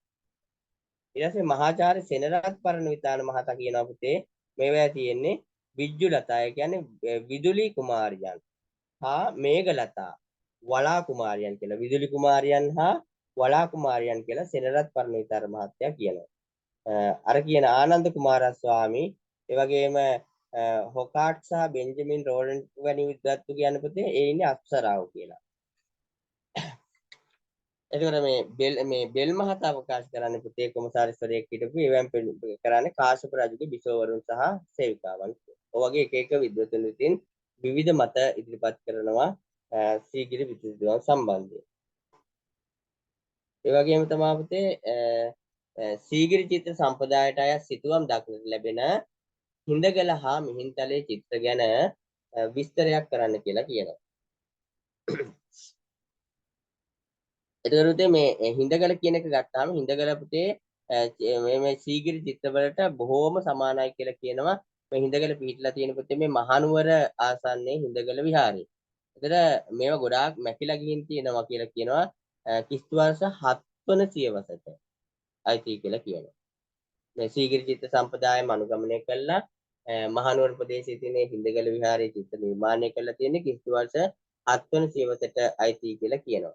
මේ පොතේ තියෙන විශේෂත්වය තමයි සීගිරි චිත්‍ර වලට වඩා අර රේඛා සම්බන්ධයෙන් විශේෂ අවධානයක් යොමු කරලා ඒ චිත්‍ර නිර්මාණය කරලා තියෙනවා කියලා කියනවා.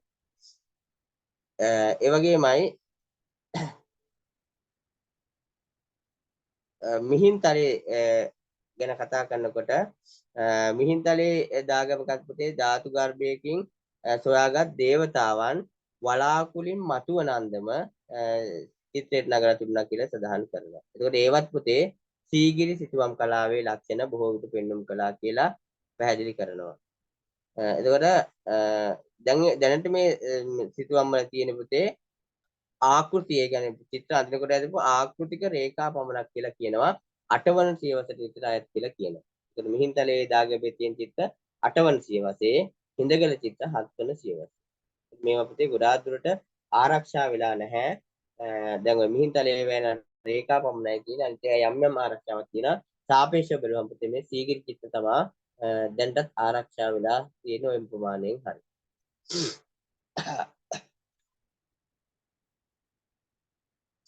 දැන් පුතේ එහෙමනම් අදට මම මෙතනින් පන්තිය නතර කරන්නම්. ටිකක් අමාරු හින්දා කතා කරන්න. මෙතන 7 8 9 10 කියන ප්‍රශ්න වලටත් උත්තර ඇතුළත් කරලා සම්පූර්ණ සටහනක් මම දවස් දෙකක් විතර ඇතුළත පුතේ ගෲප් එකට යොමු කරන්නම්. ලබන සතිය බදාද වෙනකොට පුතේ තව විභාගෙට එයි කියලා හිතන අනුමාන ප්‍රශ්න කීපයක් සමගින් මේ පාස් පේපර් වෙලාවත් ඇතුළත් වෙන්න විදිහට පොදුවේ ප්‍රශ්න කීපයක් කතා කරමු විභාගයේ සම්බන්ධයෙන්. ඒකම් පුතේ විශේෂයෙන්ම මේ විභාගය සඳහා සූදානම්ම නැහැ. විශේෂයෙන් පුතේ බලා ගන්න අපේ ඔය තියෙන සීලය පිළිබඳව මම එදත් කිව්වා ගොඩාක් වෙලාවට මේ සීලය පිළිබඳව කරුණු වෙයි. ඒ වගේම පුතේ බෞද්ධ චෛත්‍ය පිළිබඳව සහ පිළිම පිළිබඳව විශේෂයෙන් හොඳින් බලා ගන්න. ඒවා පිළිබඳව ගොඩක් අහන්න ඉඩ තියෙනවා. මේ පාර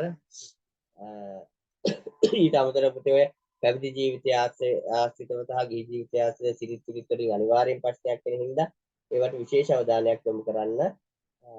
ප්‍රථම සමස්තයක් විදිහට කෙටියෙන් බලන ගමන් අර මං කියපු කාරණා වලට වැඩිපුර අවධානයක් යොමු කරන්න.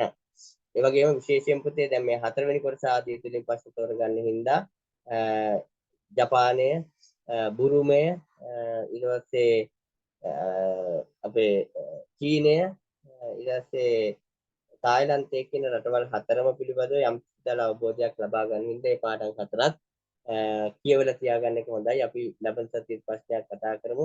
මේ ප්‍රශ්න ටිකේ මේ අහලා තියෙන ප්‍රශ්න වලටත් මම උත්තර දාන්නම්. මේකෙත් තියෙනවා පුතේ මේ තේරවාදී බුද්ධ ධර්මයේ පැතිර පවන්න අග්නිදිග ආසියාතික රටවල් නම් කරන්න. ඒවා ආරම්භ වෙච්ච ආකාරය කියන්නේ හැම රටකම පුතේ බුද්ධ ධර්ම ආරම්භුනේ කොහොමද? ඒකෙන් ඒ ජන ජීවිතේ පෝෂණය වෙන්නේ කොහොමද කියන කාරණා පිළිබඳව විශේෂයෙන් තොරතුරු දැනගෙන අපි විභාගෙට ගියාම ඕන ප්‍රශ්නයකට අපි උත්තර දෙන්න පුළුවන්කම ලැබෙනවා. දැන්ට වෙනම් පුතේ අද නවත්තන්න ටිකක් කතා කරන්න පහසු නිසා මේකට අනිවාර්යෙන් දවස් දෙකක් හෝ සෙන්සුරාදා විතර වෙනකොට අනිවාර්යෙන් පුතේ මේකට පිළිතුරු පත්‍රය මම PDF එකේ යොමු කරන්න. දැන් එහෙනම් ඉතින් හැමදෙනාම විභාගෙට සූදානම් වෙන්න ඇඩ්මිෂන් ආවහම අසං කරලා විහාරස්ථානයට ගිහිල්ලා වර්ගෙන හොඳින් විභාගෙට සූදානම් වෙන්න කියලා හැමදෙනාටම කියන හැමදෙනාටම හොඳ ප්‍රතිඵල ලබා ගන්න ශක්තිය ධෛර්යය තිරුණේ ආශිර්වාදය ලැබෙන්න කියලා ප්‍රාර්ථනා කරමින් අදට අපේ දේශනය අවසන් කරනවා පුතේ. එහෙනම් හැමදෙනාටම දරුවන් සරණයි.